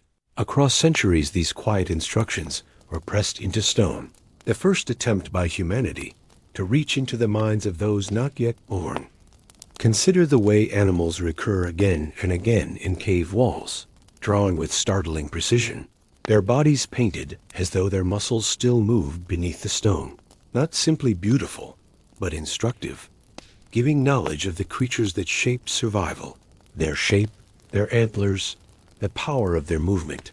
To imagine that these paintings may have served hunters, not as charms, but as lessons, as guides to how animals moved, teaches us something profound. Art could keep memory alive, even across generations. Such lessons were also practical in abstract form. A sequence of dots might tell when herds returned. A ladder shape might record pathways into valleys. A cluster of zigzags might recall the crossing of rivers. Early humans could not carry written notes, so they imprinted guidance into the earth itself. Signs and marks that would speak when voices had gone silent. But beyond lessons, art also served belief. The paintings of powerful beasts hidden far from the daylight of ordinary life remind us of this. The animals chosen were rarely easy prey. Their images suggested reverence and awe, not instruction alone. To carve or paint a creature that few could conquer was to acknowledge its spirit, to form connection through pigment and motion. This dual nature of art, at once practical and spiritual, is what makes it timeless. It was never bound to a single explanation. For those who carved, it could be guidance, memory, ritual, and beauty all at once. There was no division between the useful and the sacred, all blended together within the act of creation. If you were to travel into these caverns today, you would be struck not only by the scale of paintings, but also their arrangement. Animals placed together in groups, some layered over others, as though each layer added another verse to an eternal song. Not one painting, but a chorus sung across centuries. The act of addition is telling. Later groups did not erase the earlier, but embraced it, layering new over old, as if to say that memory was not held by one alone, but by the whole. Art was thus a collective inheritance, always growing, never destroyed. And so the walls themselves became living archives of the human spirit, constantly renewed, never silent, carrying not only voices of survival, but of reverence, of instruction, of hope. As the walls of caves filled with layers of images and signs, it becomes clear that art was not only a personal act, nor even just a communal act. It was a tradition, a thread handed carefully from one generation to the next, carried across centuries, renewed each time a hand reached for pigment or a tool scraped against stone. The persistence of patterns tells us something powerful. Those who came later did not see themselves as strangers marking new walls, but as participants in a chain, a continuation of voices whose echoes had never fully faded. Just as a song can be sung by many voices without losing its core melody, so too, these walls became eternal songs, layered with time yet unbroken. This continuity suggests ceremony. Perhaps each new painting was not casual, but an event, a gathering where the group entered the sacred chambers, bringing torches and pigments, watching with reverence as someone traced the shapes upon ancient walls, perhaps offering chants or movements to link the act with the memory of ancestors, so that each new mark was not only expression, but renewal. Such ceremonies may explain the depth at which paintings are found, miles into caverns where no daylight had ever reached. The journey itself was the ritual, crawling, climbing, breathing smoke until the chamber opened wide. And there, amidst silence and flicker, the creation continued, a blending of past and present into one seamless offering. Archaeologists have found torches left behind in such places, marked with soot still clinging, as though the last flame died, but the memory endured footprints pressed into clay floors, sometimes of adults, sometimes of children, reveal the circles that gathered their feet of many sizes converging, reminding us again that art was not solitary genius, but community, carried into darkness together to share in the act of memory. There is comfort in picturing this. Families and bands, elders and youth, each contributing in quiet ways, one painting, another carrying light, another chanting softly, the youngest pressing their small palms. The act of art binding them not only to place, but to one another. Every figure upon the wall, thus becoming less the work of an individual than a tapestry of humanity itself. It is here that we can see how art became more than creation. It became continuity, a means of folding time, linking generations that would never meet into one string. Art allowed the living and the absent to remain present together, a string of memories stronger than death or distance. To stand before such layered paintings today and trace their overlapping lines is to feel that same presence, not only of the hand who painted in that moment, but of countless hands echoing before and after, all pressing imagination into the same sacred skin of the earth, refusing silence, ensuring memory. In this sense, caves themselves became not only homes or shelters, but archives of community, temples not of stone raised above ground, but of life itself pressed into stone beneath it. As art became a tradition carried across generations, the walls and objects that bore its mark slowly began to change meaning. They were no longer simply signs of presence, nor depictions of animal life. They became vessels of memory itself, sacred not because of what they showed, but because of what they held. In some caves, torches reveal great chambers, where paintings stretch across walls in dizzying abundance. Hundreds of figures across single expanses of stone, as though the artists were building not only one story, but a woven collection of memory, each new contribution adding voice to the chorus, reminding those who returned that their ancestors had stood in the same space, breathed the same cold air, placed their marks upon the same stone. This layering did not erase, but enrich.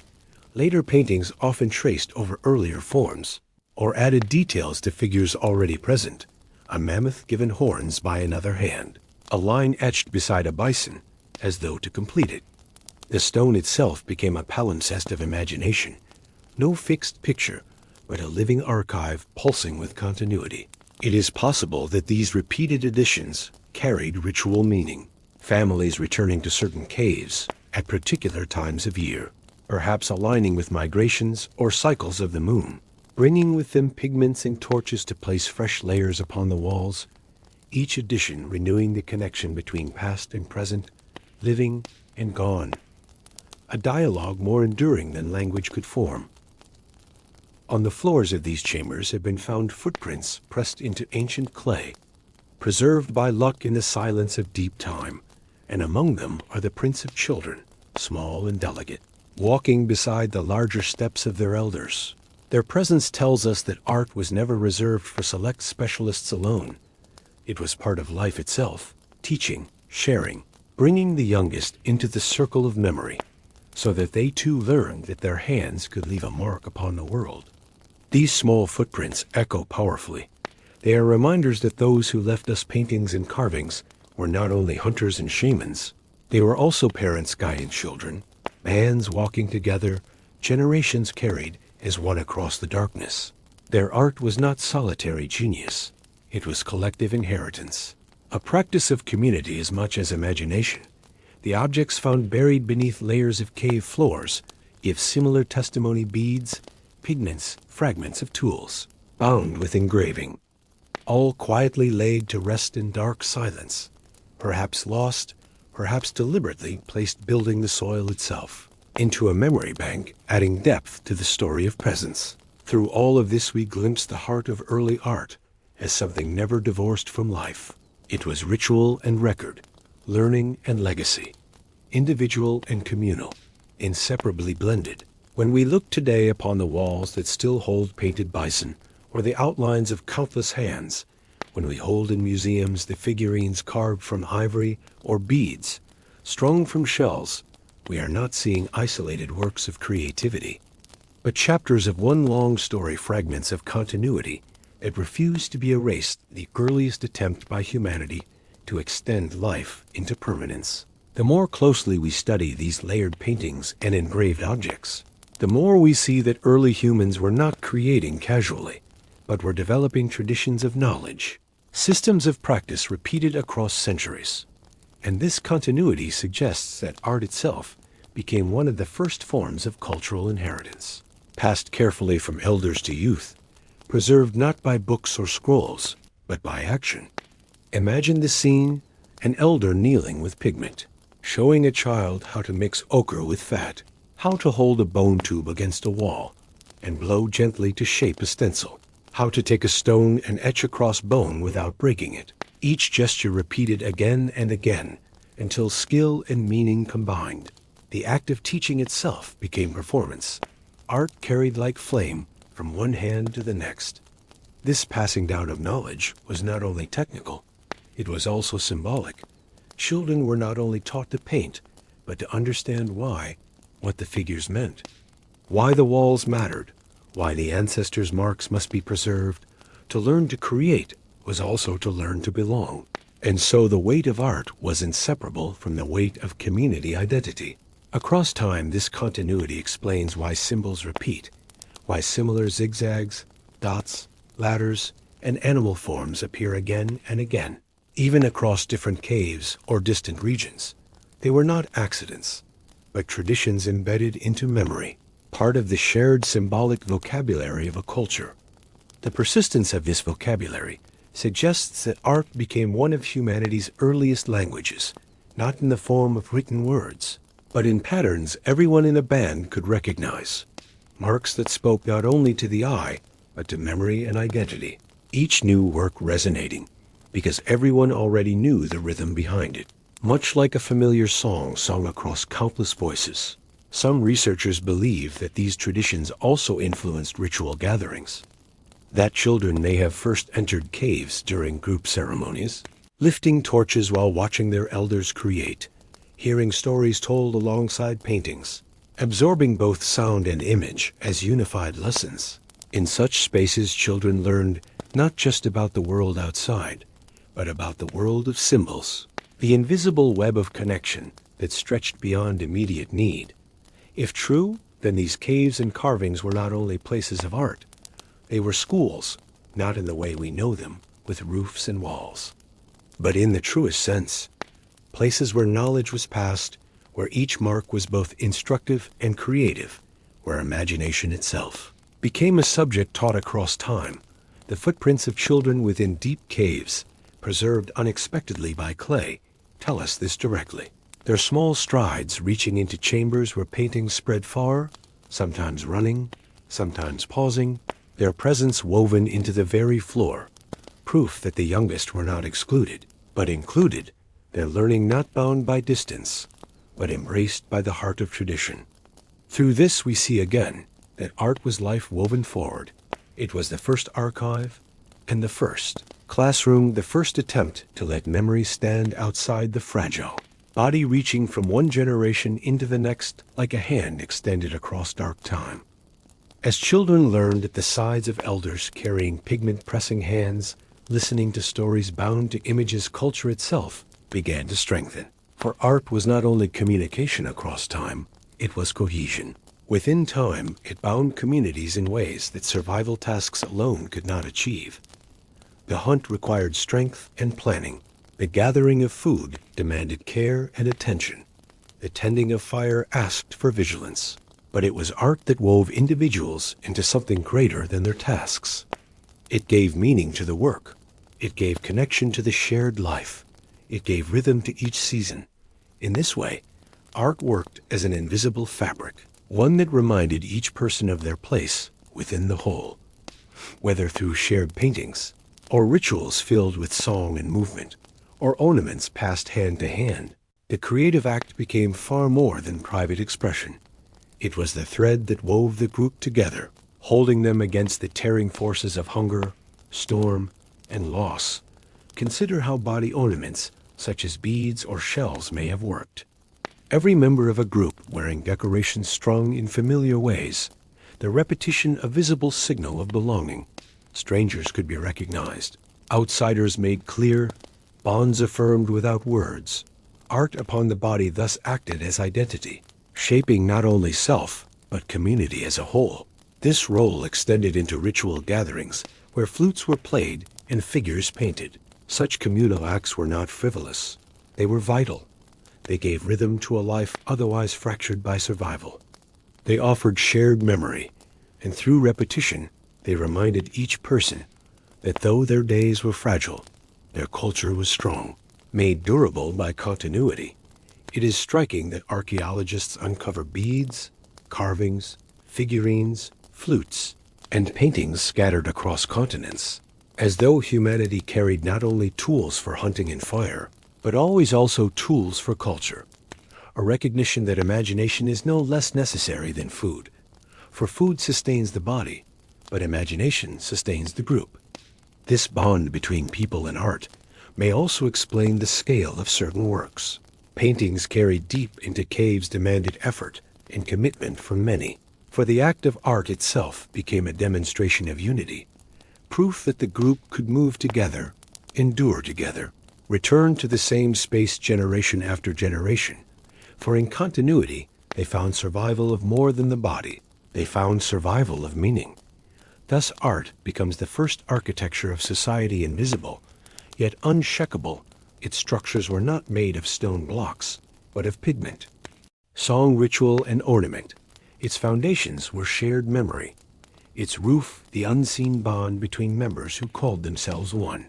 When we look at communities today, with their festivals, their songs, their holidays, and traditions, we see the long shadow of those first caves and ornaments. The ancient truth that humans need not only fire to warm them, but also shared beauty to remind them they belong. So art was never luxury. It was necessity of another kind. It was what carried small, fragile groups further than claw or tooth alone could have done.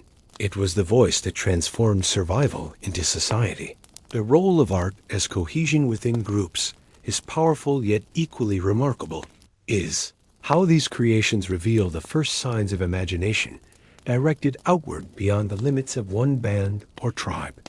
For scattered across distant regions, there appear similar shapes, similar figures, similar methods, as though long before written language existed. Patterns of art were already spreading like whispers along ancient pathways, seas and rivers, mountains and plains.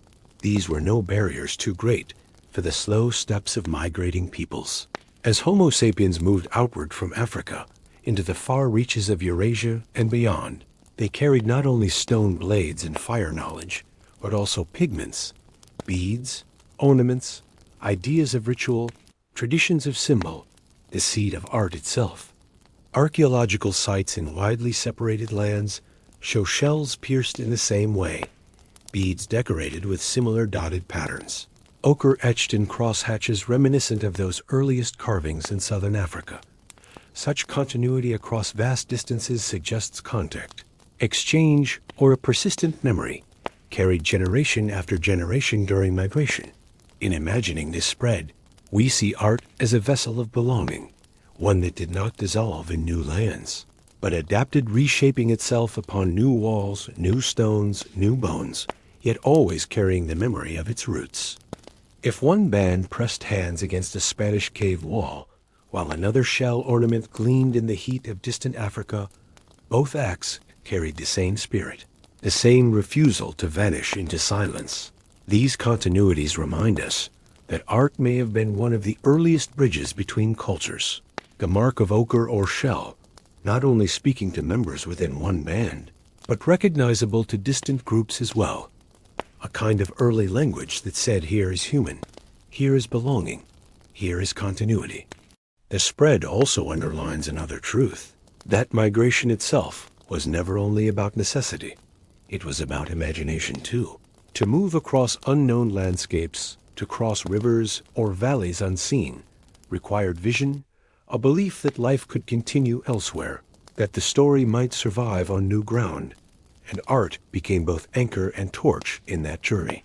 Consider the courage it must have taken to leave familiar valleys and follow herds into icy plains, carrying with them beads, pigments, and small figurines tucked away in pouches.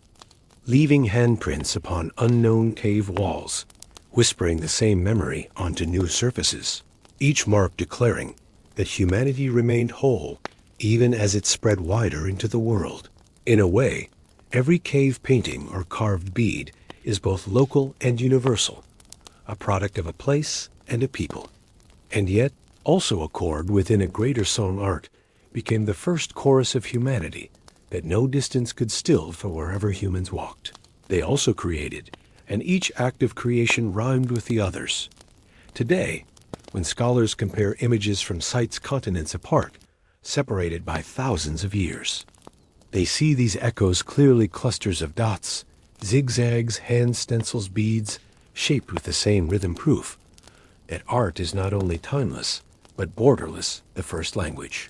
Carried across the earth, a language spoken not in words, but in symbols and beauty.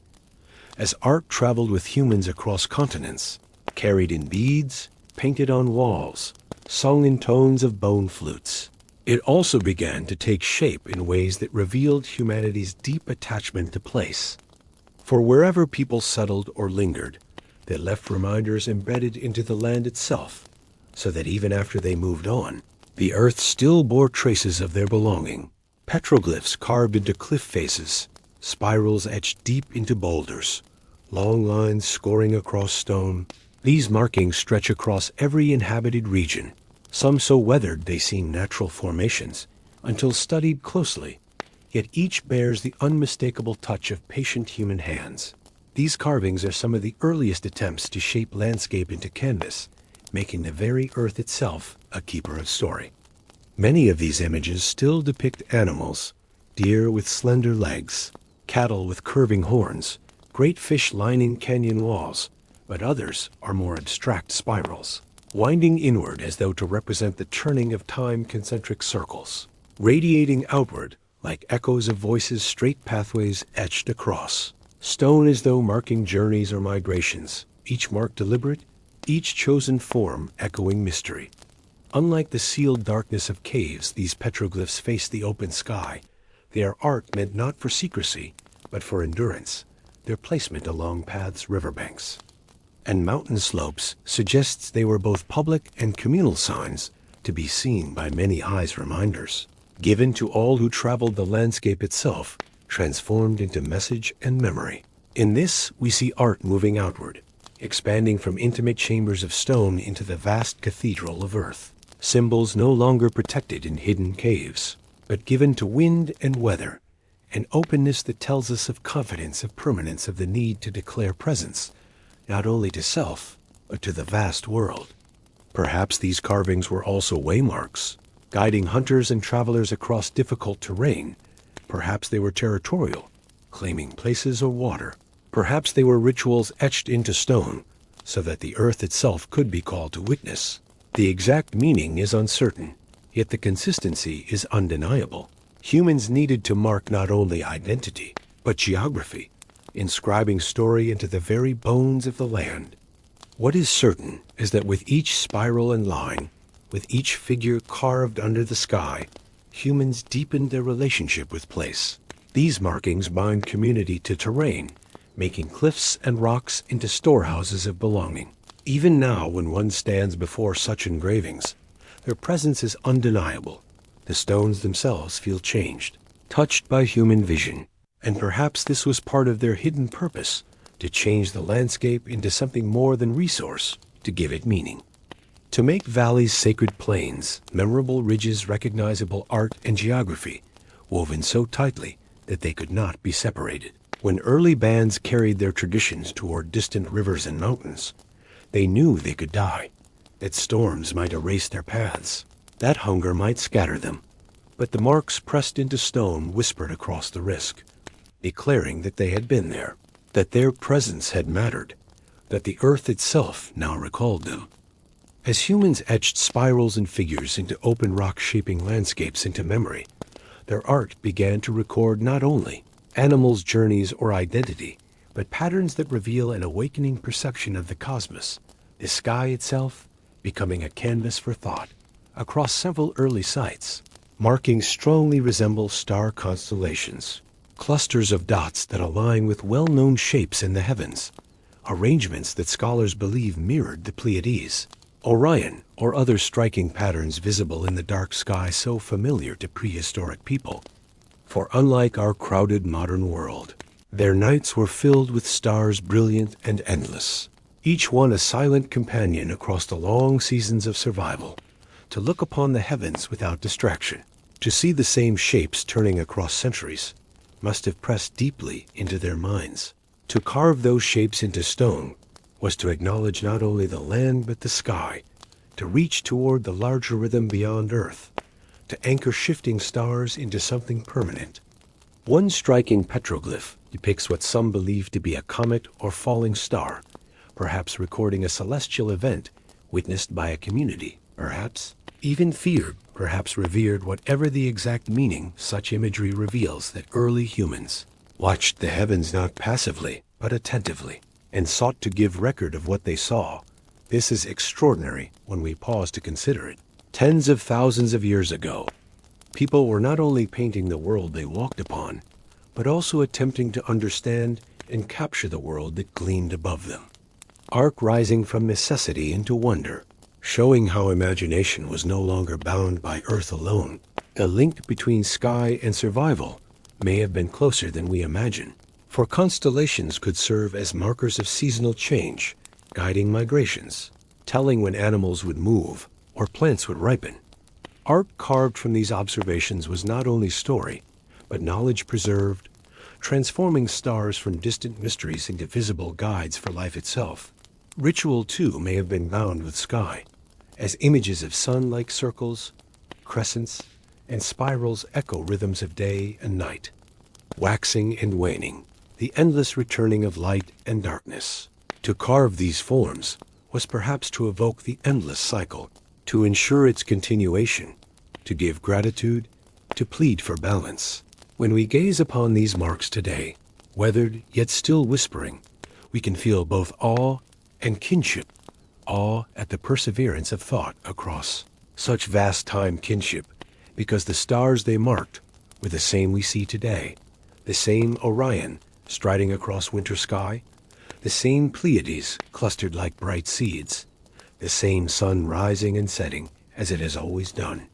The earliest artists remind us through these carvings that the connection between art and the cosmos is as old as humanity itself. To look up and to feel compelled to answer with mark or story is as ancient a reflex as to eat or to sleep. It is part of what it means to live through their sky-bound art.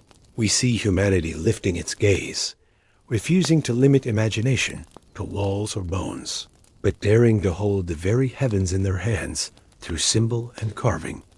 As the heavens took their place within the realm of art, humans began to live in a universe not only of earth and fire, of animal and hunt, but also of sky and cycle. And in turning their vision outward, their creativity stretched even further, weaving connections between constellation seasons and the lifeways that sustain them. Some scholars suggest that certain sequences of painted dots within caves correspond to lunar calendars' careful records of the waxing and waning moon across days and months. If so, the first artists were not only gazing, but calculating using art as a form of measurement, giving soundless stones the weight of knowledge. Across Europe and the Near East, patterns reappear that resemble celestial alignments, carvings where suns, moons, and animals are joined, perhaps indicating times of migration or seasonal changes in herds. Such patterns suggest that humans were creating symbolic maps of time itself, placing into durable form the rhythms that shaped their fragile lives. This idea is beautifully reflected in some of the great sanctuaries of rock, where chambers align with bursts of sunlight. At solstices or equinoxes, beams would pierce the shadows and fall upon engravings, illuminating figures that otherwise remained dark, the cave itself becoming part of the art, a structure shaped to echo the heavens. It is deeply moving to imagine the gathering of people at such a moment, creeping through darkness with torches, waiting quietly until the shaft of sun poured into the chamber, igniting the walls with sudden brilliance. Animals glowing where moments before they were shadow symbols. Blazing suddenly alive, the cave transformed into a living cosmos. Through these alignments and carvings, art became ceremony bound to time, binding human memory to cycles too immense to hold in body alone, but held in stone, in pigment, in placement, each work a small attempt to converse with eternity, and yet such cosmic engagement coexisted with intimacy, with personal ornaments carved in spirals or crescents, perhaps mimicking the moon itself. Small portable reminders of cycles worn upon the body, each bead or carving, not only beauty, but memory, carrying the wearer within the rhythm of the heavens. This intertwining of personal and cosmic tells us much about ancient humanity. They did not view themselves as separate from the turning of stars, but as woven within them. Art reinforced this bond, carving continuity into their collective story, ensuring that life was not fleeting chaos, but part of something vast, recurring, and eternal. When we examine these carvings and alignments, when we trace the dots upon bone or the spirals upon stone, we see humanity's first astronomy, not precise as it would later become, but reverent, rooted in observation, and above all expressed through art. To gaze upon the moon, to see it change shape night after night, and to press those shapes into ivory or ochre, was both science and art, survival and imagination. Proof that early humanity was not content to simply witness, but felt the need to create, to reflect, to inscribe the cycles of the sky into their own story. And so the first artists were also the first observers of time, translating the heavens into shape and mark, so that the cosmos was no longer distant, but present with them. From the cycles of moon and sun etched into bone and traced upon stone, the imagination of early people stretched naturally into larger stories, myths that tied the heavens, the animals, and the earth into one thread of meaning, for without written language, myth became their living library, and art was its durable echo. We see this entwining in the way constellations seem to merge with animals painted in caves, dots placed beside bulls or horses that may symbolize stars above them, perhaps linking the hunt on earth with the eternal chase across the night sky, myths of animal spirits, running through both land and heavens, reflecting a belief that the cosmos was not separate, but an extension of the living world. Hybrid figures carved and painted, half human and half beast, may also have been born of this merging. Humans embodying the animals they relied upon. Humans reaching through imagination to join with the strength of creatures, stretching their identity into realms beyond visible form. This blending must have carried profound meaning when told through story and gesture, when painted upon stone, when remembered through ritual. The myths may have held knowledge as well, warnings and lessons compressed into narrative, guiding behavior through story rather than command. Children listening within firelit circles would learn how animals moved, when rains might come, how rivers swelled, not through lists, but through mythic art, where images and stories intertwined into memory, too powerful to forget. Art in this way became a vessel both of wonder and instruction, preserving truths in forms captivating enough to endure. Walls filled with animals suddenly alive by torchlight, songs echoing across caverns, beads worn as tokens, each one binding knowledge to memory, without requiring words. The endurance of myths into later ages gives us a glimpse of their antiquity. For when we read tales thousands of years younger, of hunters transformed into stars, of spirits riding across the sky as animals, of great beasts guarding thresholds, we cannot help but hear their deep echoes in the caves of Shavit or the carved ivory of the lion. Man, myths carry deeper roots than their latest retellings, and those roots are the images pressed into stone tens of millennia before. To stand before the Lion Man today, its carved ivory blending man and predator, is to feel the hum of myth that has no beginning to sense that imagination was already, offering explanations of identity, of belonging, of power, long before alphabets ever shaped a word. What is perhaps most moving is that myth did not divide the human world from the natural. It stitched them into one cloth. People were not alone. They were part of a chorus of beings, animals, spirits, rivers, and stars, all joined together.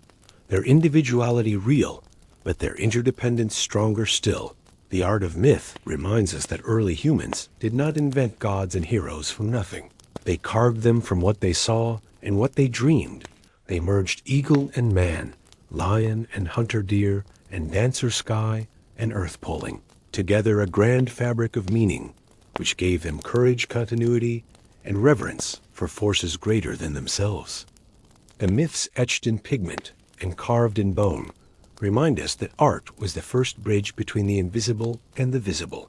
And yet its reach did not stop there, for art also became a tool of identity, a stamp of belonging applied not only to caves or ornaments, but to the very bodies of those who carried it.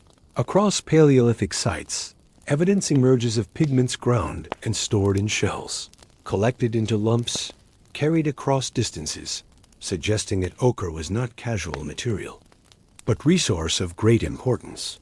Its endurance in burials, in body decoration, and in carvings speaks of its value as more than simple color. It was symbolic, transformative. To smear red ochre upon the skin or upon the deceased was an act that changed reality. It marked a passage. It declared presence. It was the earliest form of cosmetic and ritual paint. And with each stroke applied upon flesh, humans turned their very bodies into moving artworks, living declarations of belonging and of spirit.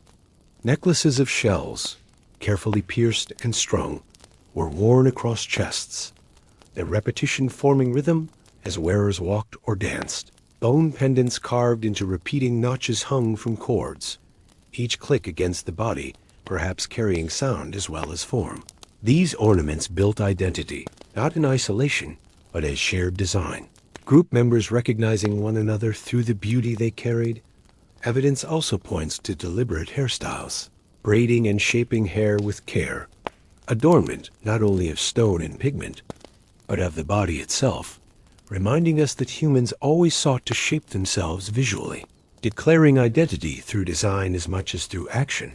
To imagine a gathering at dusk, bodies painted in red ochre shells, glistening in firelight hair, woven with careful patterns, is to glimpse a ceremony where every person was not only participant, but also canvas art expanding beyond walls and objects into life fully lived. Burials continue this thread, corpses placed with ochre stain and ornaments arranged carefully, objects they had worn in life, accompanying them into death.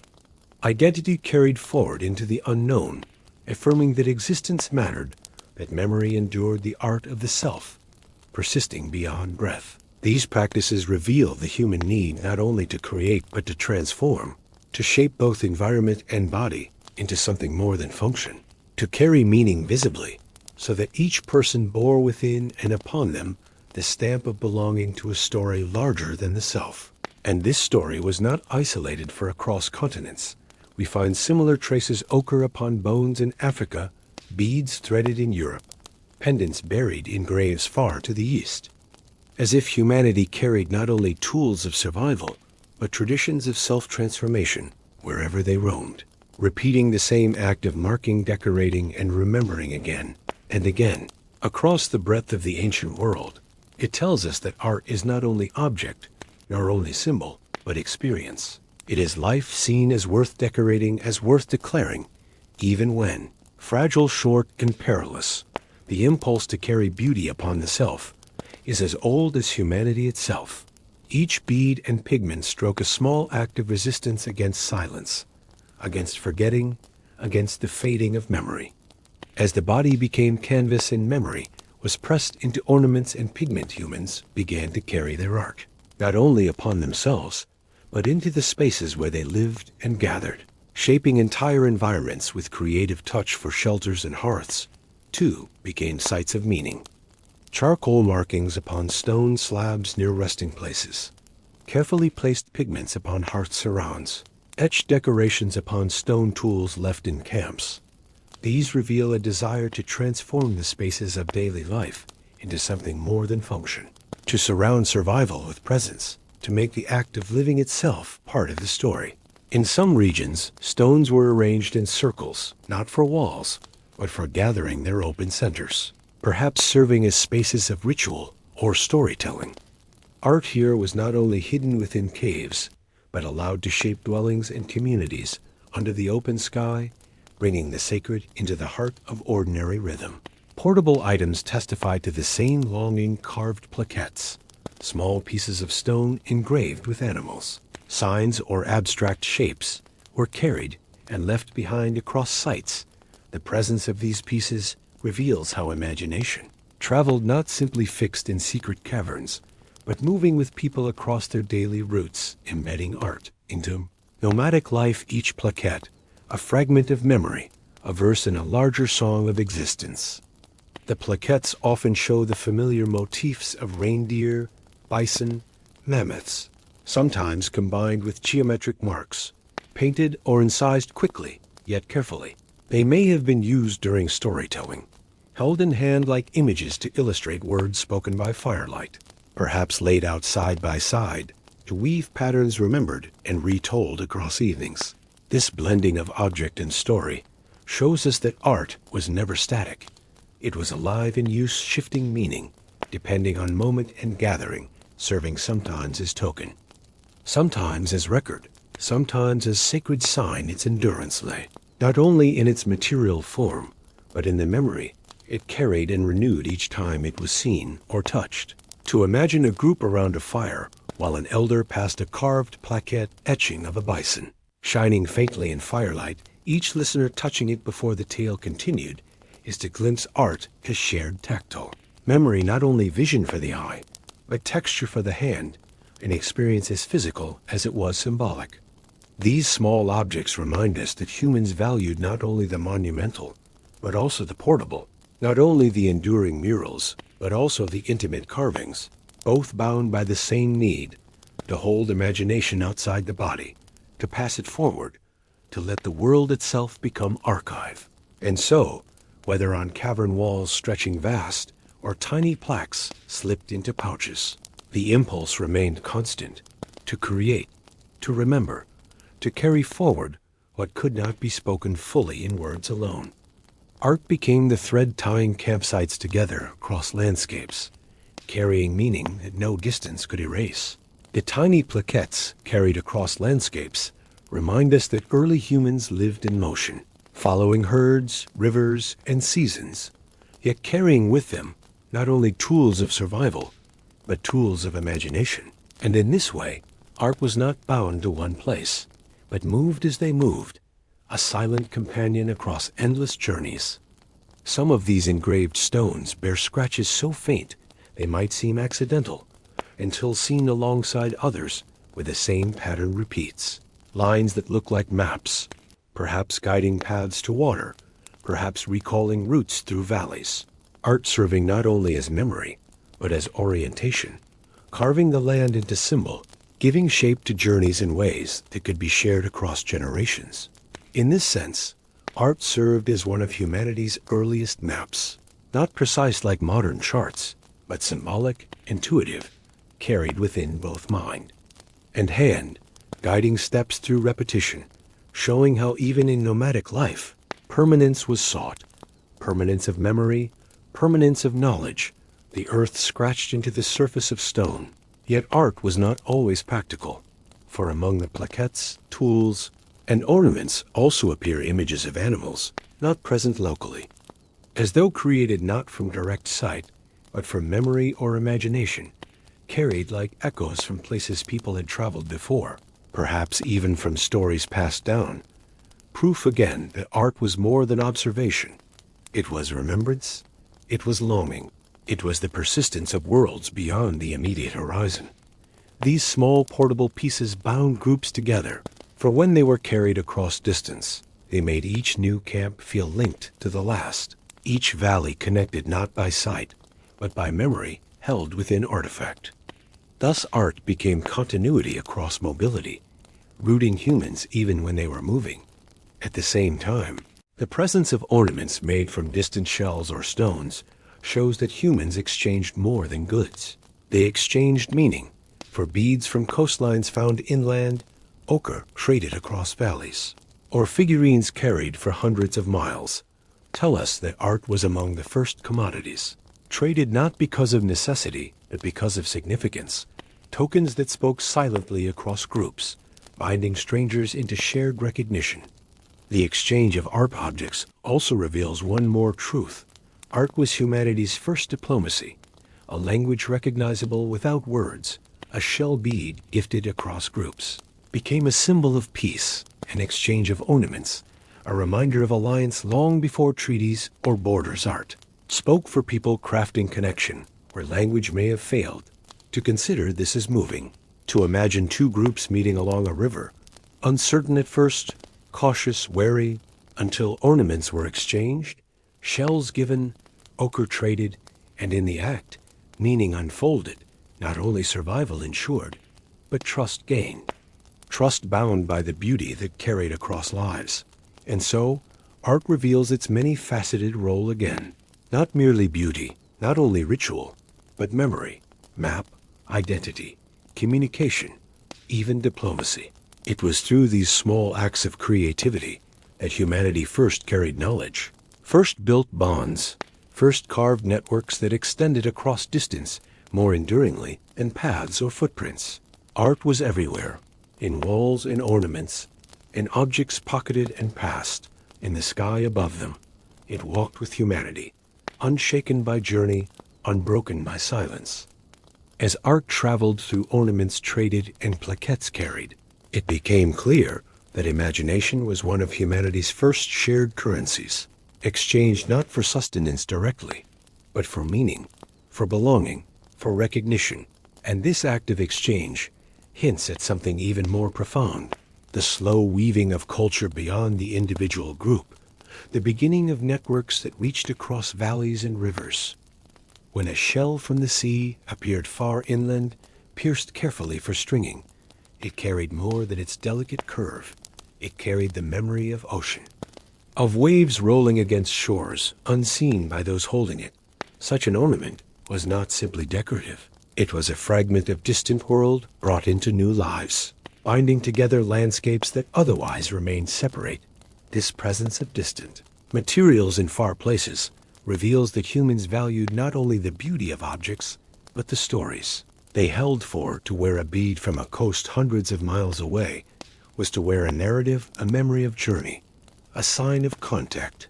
It was to carry a story upon one's body. In this way, art became storytelling without words, each ornament a message that could be understood by those who recognized its origin, a quiet demonstration of connection, reminding us that humans were not isolated, scattered bands, but participants in broader webs of exchange where art was central. These webs of connection also suggest safety, for an ornament recognized from another land could serve as sign of kinship or peace, a material token saying, "We know of your people, and we walk in the same rhythm of imagination." Long before spoken treaties, art acted as silent mediator, Beyond beads and ornaments, weapons too bore engravings that revealed symbolic meaning, though spears and blades were. Functional, many were decorated with abstract lines or animals. The act of battling hunger and cold was softened and ennobled by beauty, once again confirming that survival and imagination never walked apart. The decorations often had no practical use, yet their persistence tells us they were far from meaningless, perhaps. Each carried protective qualities, perhaps seen as talismans of strength. Perhaps they were simply declarations of identity. In any case, the weapons themselves became artworks, showing the refusal of humans to let even tools of necessity remain silent. It is humbling when we pause to reflect that these earliest people, surrounded by constant uncertainty, still gave themselves permission to carve, to engrave, to decorate. When they could have left objects plain, they instead imbued them with meaning, as though art was not an afterthought, but a necessity of identity, a way of refusing to live lives stripped of spirit. What emerges from this persistence of art across tools, ornaments, and traded items is the sense that humans were shaping themselves into more than survivalists. They were shaping themselves into beings of memory, beings of imagination, creativity running quietly like blood through the entire body of life, never stopping, never discarded. Through these acts of carving, trading, sharing, and marking, the first networks of imagination stretched like rivers across continents, unseen but powerful, connecting lives as surely as fire, language, or shelter ever did. As networks of imagination stretched outward, carried through beads, carved bones, and painted symbols, humans began to weave more intricate layers of meaning into their objects and landscapes. And what emerges from this is the clear sense that art had become not only memory and ritual, but the earliest expression of society's structure. The ornaments exchanged across distant groups may tell us how alliances were formed, small tokens binding strangers into allies. But within communities too, art likely reflected differences of role, responsibility, and expression. Beads with more elaborate shapes, pendants carved from rarer materials, pigments applied more richly. These could have marked figures of importance, shamans, leaders, or elders whose presence shaped the group. Yet we must not imagine hierarchy as we define it today, for in small bands, survival allowed little room for absolute authority. Instead, art served as recognition of role, affirmation of presence, perhaps honoring the one who carried stories, or the one who held ritual knowledge, or the one whose guidance preserved memory when days were harsh. In this way, art was woven into the social fabric itself. Every necklace, every painted body, every engraved tool carried more than beauty. It shaped identity. It marked relationship. It gave tangible form to the bonds that held people together. In burials, this becomes most visible, for while many graves bear simple signs of ochre or beads, others are adorned more richly. Children buried with shells, strung carefully, adults laid with pendants of ivory or decorated staffs. These acts suggest that even in death, art declared belonging, revealed role, spoke silently of memory. Burials remind us again that art was not simply for the living. It was a way to accompany the absent, to say, even though life has passed, meaning remains. The beads and pigments whispered continuity, affirming that death could not sever the thread of identity, memory, or community. And so art became something more than expression. It became anchor, binding past to present, self to group, individual to ritual, life to death. Its role far deeper than aesthetic pleasure, for in early society there was no word for art as separate practice. It was woven into the entirety of existence, inseparable from ritual, identity, and belonging. It is striking, too, to consider how these early communities must have felt when entering caves, layered with paintings from ancestors before them, to walk into darkness and see reindeer and mammoths painted not by their hand, but by hands long gone, preserved upon walls as though ancestors were still present, surrounding them in silence and torchlight. This was not artwork in our sense, but a gathering of the living and the departed, a community unbroken by time. Even today, when we enter such caves, the feeling is uncanny. breath slows, sound carries differently. Painted animals emerge under flickering light as though breathing still.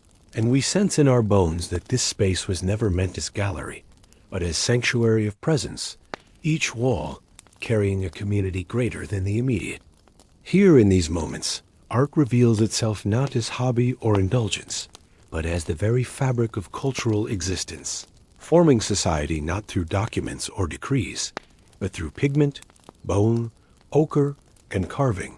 The caves, ornaments, and burials remind us again and again that art was never apart from life, but was its binding thread. And yet there is another layer to this story, for art also begins to reveal the earliest hints of individuality, the faint mark of a personal hand within the continuity of the communal. When a hand stencil is pressed upon a wall, though it echoes with thousands of others, it is still unique each palm, slightly different each finger length and curve, distinct each placement. Chosen it is both universal and personal, at once a chorus and a signature living side by side.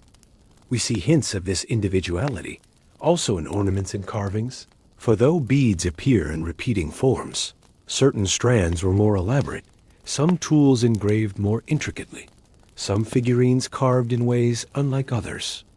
Gestures that say someone gave extra care, someone allowed their hand to shape differently, someone added their own voice to the collective song. Early art tells us that humanity was already balancing two instincts, the need to belong and the need to express uniqueness.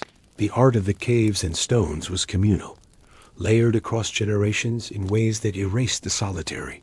Yet within those shared canvases, the fingerprints of individuality still press through. Consider also the footprints left behind in cave clay, some racing lightly as though children played while elders painted, some standing still as though one person lingered in wonder. The prints remind us that these great sanctuaries were not only temples of ritual, but places filled with laughter, awe, silence, and play, the fullness of human presence resting in every mark. This is easy to forget when looking backward across so many centuries, but the bones and pigments remind us that these were not figures of myth alone. They were people, mothers, fathers, children, elders, hunters, and dreamers, carrying duties of survival, yet still carving moments of individuality into the rhythms of life.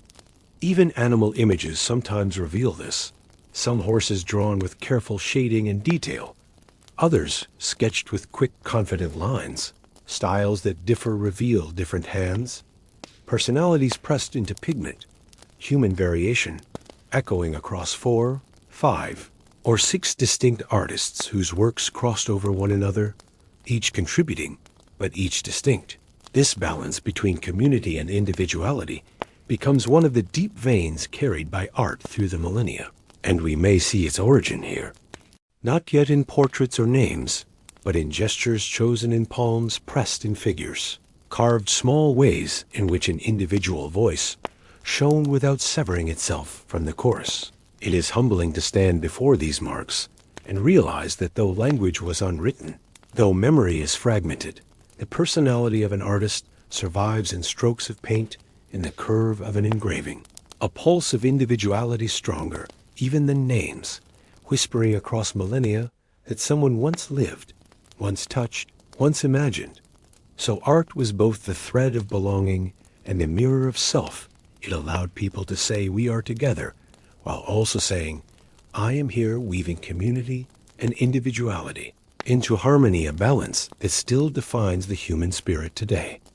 As we see individuality emerging among communal voices, the story of early art becomes richer still, for it begins to show us not only what people created, but how they saw themselves in relation to the wider world, how identity was stretched outward to include animals, spirits, places, and time itself. The walls that hold great herds of horses and bison also carry subtle traces of human forms. Rare though they are, thin stick-like figures drawn with arms and legs extended, sometimes hunted by animals, sometimes merged with symbols, sometimes wearing antlers upon their heads. These are the earliest known human depictions, framed not as portraits of single individuals, but as ritual presences, as if humanity was only fully defined when placed in relation to all else. It is striking that in these earliest attempts at self-portrayal, humans were rarely drawn with natural detail, where animals were layered with muscles, shading, movement. Humanity was simplified, abstract, sometimes shown in transformation. Half bird, half man, or half stag, half human. This reveals again a worldview where the self was not isolated, but fluid, where identity itself was creative act. This reluctance to depict detailed human images may also reflect humility, a refusal to elevate themselves above animals or spirits, or perhaps a fear of binding the human form too closely, of fixing what was instead understood as shifting, dynamic, always more than its surface, the beast within, the spirit beyond, the self interwoven. The handprints, however, contradict this in a subtle way, for though abstract human forms are rare, the direct press of palms suggests yearning to be remembered, individuality placed physically into wall, not through drawn image, but through living touch, the most intimate mark possible, evidence that humans felt the need to leave themselves in the world, but preferred it unadorned, raw, and unmistakable. The tension between the reluctance to portray themselves in detail and the abundance of animal and mythic imagery opens a fascinating window upon their values. Art was not for celebrating the individual ego, but for exploring the web of relations in which all beings were placed. Humanity was part of a chorus, and its voice mattered most when joined, hybridized, mythologized, or pressed against stone in hand's outline, rather than face's portrait. This view of self built a society oriented around belonging and relation, where art taught each member not only that they were alive, but that they were bound into a fabric of spirits, animals, landscapes, and time. It whispered that mortality mattered less than participation. That legacy resided not in portraiture, but in continuity. To look upon a rare depiction of a human form painted in motion beside wild animals is to glimpse a perspective profoundly different from much later societies. These early artists were not inventing heroes or rulers. They were placing humanity within a larger pattern, showing their place not at the center, but as thread. Here in these faint figures we see humility carved into pigment, a humility joined by reverence and awe, by imagination refusing to isolate, by identity stretched to include far more than flesh, and yet, at the same time, the individuality of palms upon walls reminds us that each person still wished to be remembered, to declare, "I was," whispering gently into stone their fleeting presence. This paradox, this pairing of self-effaced humans beside majestic animals, of humble handprints pressed alongside mythic hybrids, shaped the first philosophy of identity, one preserved not in writing, but in paint. The delicate balance between humility and individuality, revealed through those early depictions, shows us again that art was never one thing only, never serving a single role, but moving always between many. And as groups pressed their hands against stone and painted herds across walls, they were doing something larger than survival. They were shaping memory, into permanence, shaping themselves into history, long before history was ever written. The persistence of certain symbols across caves thousands of miles apart, zigzags, dots, lines, hand, stencils, animal herds, tells us that this art functioned almost as language. Not in words, but in forms recognizable to anyone within its culture-binding groups. Even when separated by distance, a vocabulary carried not upon tongue, but upon rock and pigment. Consider what it must have meant for someone entering a cavern where they had never been, guided by torchlight to a chamber shimmering with drawings of bison or horses, to see familiar symbols placed on the wall, dots arranged in the same rhythm as they had seen before, ladders etched in repeating form. The realization would have been immediate. Here, too, are people like us. Here, too, the same memory endures. This shared vocabulary gave stability to a fragile world. Survival was precarious, lives short. But through art, the story of their existence stretched further than any single breath, binding generation after generation into one unbroken current. But art also evolved beyond representation, for in certain caves we find shapes that seem not tied directly to nature, but conjured from imagination. entwining spirals, half-formed figures, signs whose exact meaning is lost, but whose intent is clear. They were not accidents. They were offerings of mind to mystery. It is this leap, this willingness to invent forms not seen in ordinary life that revealed the true power of art. To free humanity from the prison of immediacy, the cave wall was no longer only mirror. It was window, a place to imagine worlds that might never exist, gods and spirits not visible to eye, but clear to heart. This act of creating the unseen is perhaps humanity's most defining step. For once a being begins to express not only memory but imagination, not only what is, but what could be, then all possibilities open, society itself is reshaped through vision, myth, and story. The half-human figures we spoke of earlier belong to this category, but so too do many abstract signs, spiral paths leading to nowhere, chevrons doubling back upon themselves, dots clustered in ceremonial rhythm. These are pure invention, creativity stretching into spaces beyond sight, creativity refusing to be bound by the real. And in this moment, the artist becomes not only witness but dreamer, not only recorder but inventor. The cave wall becomes the first horizon of imagination, the place where humans projected inner life outward, binding invisible to visible. This capacity is what still marks our species today, and to see it already present in pigments 40,000 years ago is humbling a reminder that creativity is not modern, but ancient as fire hunger, community, and love. Through this, art becomes time's first storyteller, carrying not only what happened, but what was imagined, possibilities painted beside memory, dreams layered upon recollections, turning caves and stones into archives, not only of history, but of vision. As the first artists stepped beyond memory into invention, blending what was seen with what was felt, they uncovered one of art's deepest powers, the ability to carry emotion.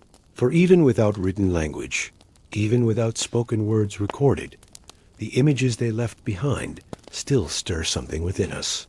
Awe, reverence, curiosity, connection. This capacity to move emotion was perhaps the most enduring gift of all, for when ancient people painted herds of bison charging across walls, or carved ivory into the form of a lion-faced figure, they were not only documenting, but conveying what those beings meant to them, their power, their danger, their beauty, their spirit. Art became a vessel of feeling, carrying reverence through carefully shaded reindeer, fear through the looming shadow of cave lions, longing through the repetition of hands pressed endlessly upon stone, each mark telling us not what happened in detail, but how it was felt. This function of art as emotion is what lifts it above mere reproduction. For early humans could not have mistaken their paintings for living creatures. They knew a painted bison was pigment on wall, yet they treated it with reverence precisely because it was not the animal itself, but the memory and meaning of the animal held still, alive not in flesh but in spirit. Art became emotion preserved, memory distilled, a way of returning to awe whenever needed, of reconnecting to animals even when herds had moved, of reminding communities that fear, respect, and gratitude could be made permanent. The act of ritual painting may also have deepened this. As chants and movement accompanied creation, those present were not watching passively. They were participating, breathing the same feeling into the act as the pigment was applied, shaping emotion communally, so that each stroke was affirmation not only of image, but of shared awareness. We see echoes of this power in what survives today when we step into Chauvet or Altamira, into Lascaux or Sulawesi. We too feel something stir in silence. Not simply admiration at beauty, but awe for the very feeling those paintings conveyed, the same. Hush, the same reverence that must have filled those spaces when first painted this. Emotional current explains why certain motifs endured for thousands of years. Why bison, deer, mammoths, and horses recur. Why hand stencils appear again and again. These were more than traditions. They were emotional anchors, tying humans to what gave them strength, what inspired wonder, what feared them, what sustained them. Even abstract marks may have carried poignancy, clusters of dots repeated like heartbeats, zigzags echoing the rhythm of waves or fire, ladders rising like aspirations toward something higher. Art in such form was not description, but evocation. Symbols to ignite feeling, to stir meaning, to focus attention upon the unseen currents shaping their lives. It is humbling to realize that the same emotional impulse that drives people today to paint, or sing, or dance was already alive 40, 50, perhaps even 100,000 years ago. Humanity could not bear to live on survival alone. There was always need for expression, for resonance, for reflection of inner life outward.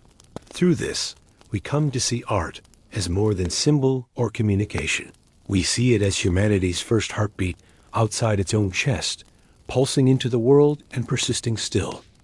Art as an emotional vessel reveals itself not only in what was created, but also in how it was used. For evidence suggests that caves and artworks were not entered daily, not treated casually, but reserved for moments of significance, moments where emotion, ritual, and communal experience were heightened. The difficulty of reaching many of these painted chambers tells us much. Narrow passages crawling with smoke, sheer climbs within darkness, long journeys away from light. These were purposeful hardships, designed or embraced to mark the act of encounter as extraordinary. One did not stumble upon art casually. One arrived to it with challenge, effort, and perhaps even fear. This hardship turned the arrival into ceremony. The paintings glowing in torchlight felt not like decorations, but revelations, hidden beings alive only when flames danced, appearing suddenly after long struggle in dark, as if the earth itself unveiled its secrets only for those willing to step into mystery. The footprints upon cave floors show how groups gathered within such chambers. Adults, children, even animals, each leaving marks upon clay that reveal not isolation, but communal presence. Entire families, entire bands uniting within chambers of art, reminding us again that expression was shared rather than solitary. Once gathered, the group likely engaged in ritual, singing, clapping, dancing, storytelling, all woven into the visual presence around them. Torches lifted, drums or hollow logs beaten, voices echoing against the stone, until the cave itself felt alive with sound and image. Art not passive but immersive. Entire experience designed to transform perception. We cannot be certain of the exact rituals, but the universality of rhythm, song, and gesture suggests that these must have played a role. For rhythm ties heartbeat to footstep. Song unites many voices into one, and gesture binds body to space. The cave itself becoming stage where each person contributed to the art by simply being present. This helps us understand why the paintings endure with such presence. They were never just images. They were parts of performances, ceremonies repeated season after season, generation after generation, until walls were layered not only with pigment, but with memory of sound, fire, motion, and emotion. To imagine standing in such a gathering is to feel the layers yourself. Flickering animals moving in torchlight shadows of people, dancing against walls, echoes of chants growing in rhythm, the breath of many filling the chamber, while smoke curls along ceilings. Each sense engaged each person, carried within a world larger than their fragile daily life. Even after leaving the cave, carrying memory back into ordinary light, each person must have held within them the feeling of having been in a place unlike any other. A space where the boundary between real and imagined seen and unseen self and world had been softened. These chambers were thus not static galleries, but sacred theaters of experience. Echoes of the earliest human instinct to turn gatherings into shared expression, to merge art, sound, ritual, and presence into one whole, and in doing so, to bind groups together, not just with survival, but with wonder. And once again, the art speaks across time, reminding us that the need to gather, to share beauty, to be transformed by collective experience, is not new. It is as old as torchlight itself, as old as the first pigments ground upon stone. The caves transformed into sacred theaters remind us that art was never confined to stillness alone. Rather, it lived in motion, in breath, in the senses stirred together. And this motion may be glimpsed even in the images themselves, for many of the painted animals were drawn not as frozen figures, but in sequences that seemed to capture movement. On some walls, bison are drawn with multiple legs overlapping, horses painted with repeated heads, lions emerging in sets of slightly shifted outlines. When torchlight flickered across them, the animals seemed to leap and run, shadows dancing in rhythm, pigment flowing in pulses of life rather than fixed forms. These ancient artists were experimenting already with animation, with the suggestion of motion across static surface. This technique reveals extraordinary observation, the ability to see not only the shape of animal, but its rhythm, the way hooves struck earth, the way muscles rippled, and then to capture that rhythm through layered lines, so that light and shadow might complete the illusion, turning static painting into living image. Such experiments show that early humans did not simply wish to represent, but to reenact, to make presence felt, to transform walls into hunts, rituals, or dreams, using motion as bridge between image and imagination. Art alive not only through pigment, but through fire. It is humbling to think that this search for motion, for life within image, predates by tens of thousands of years the moving images we know today. The instinct to animate was already present.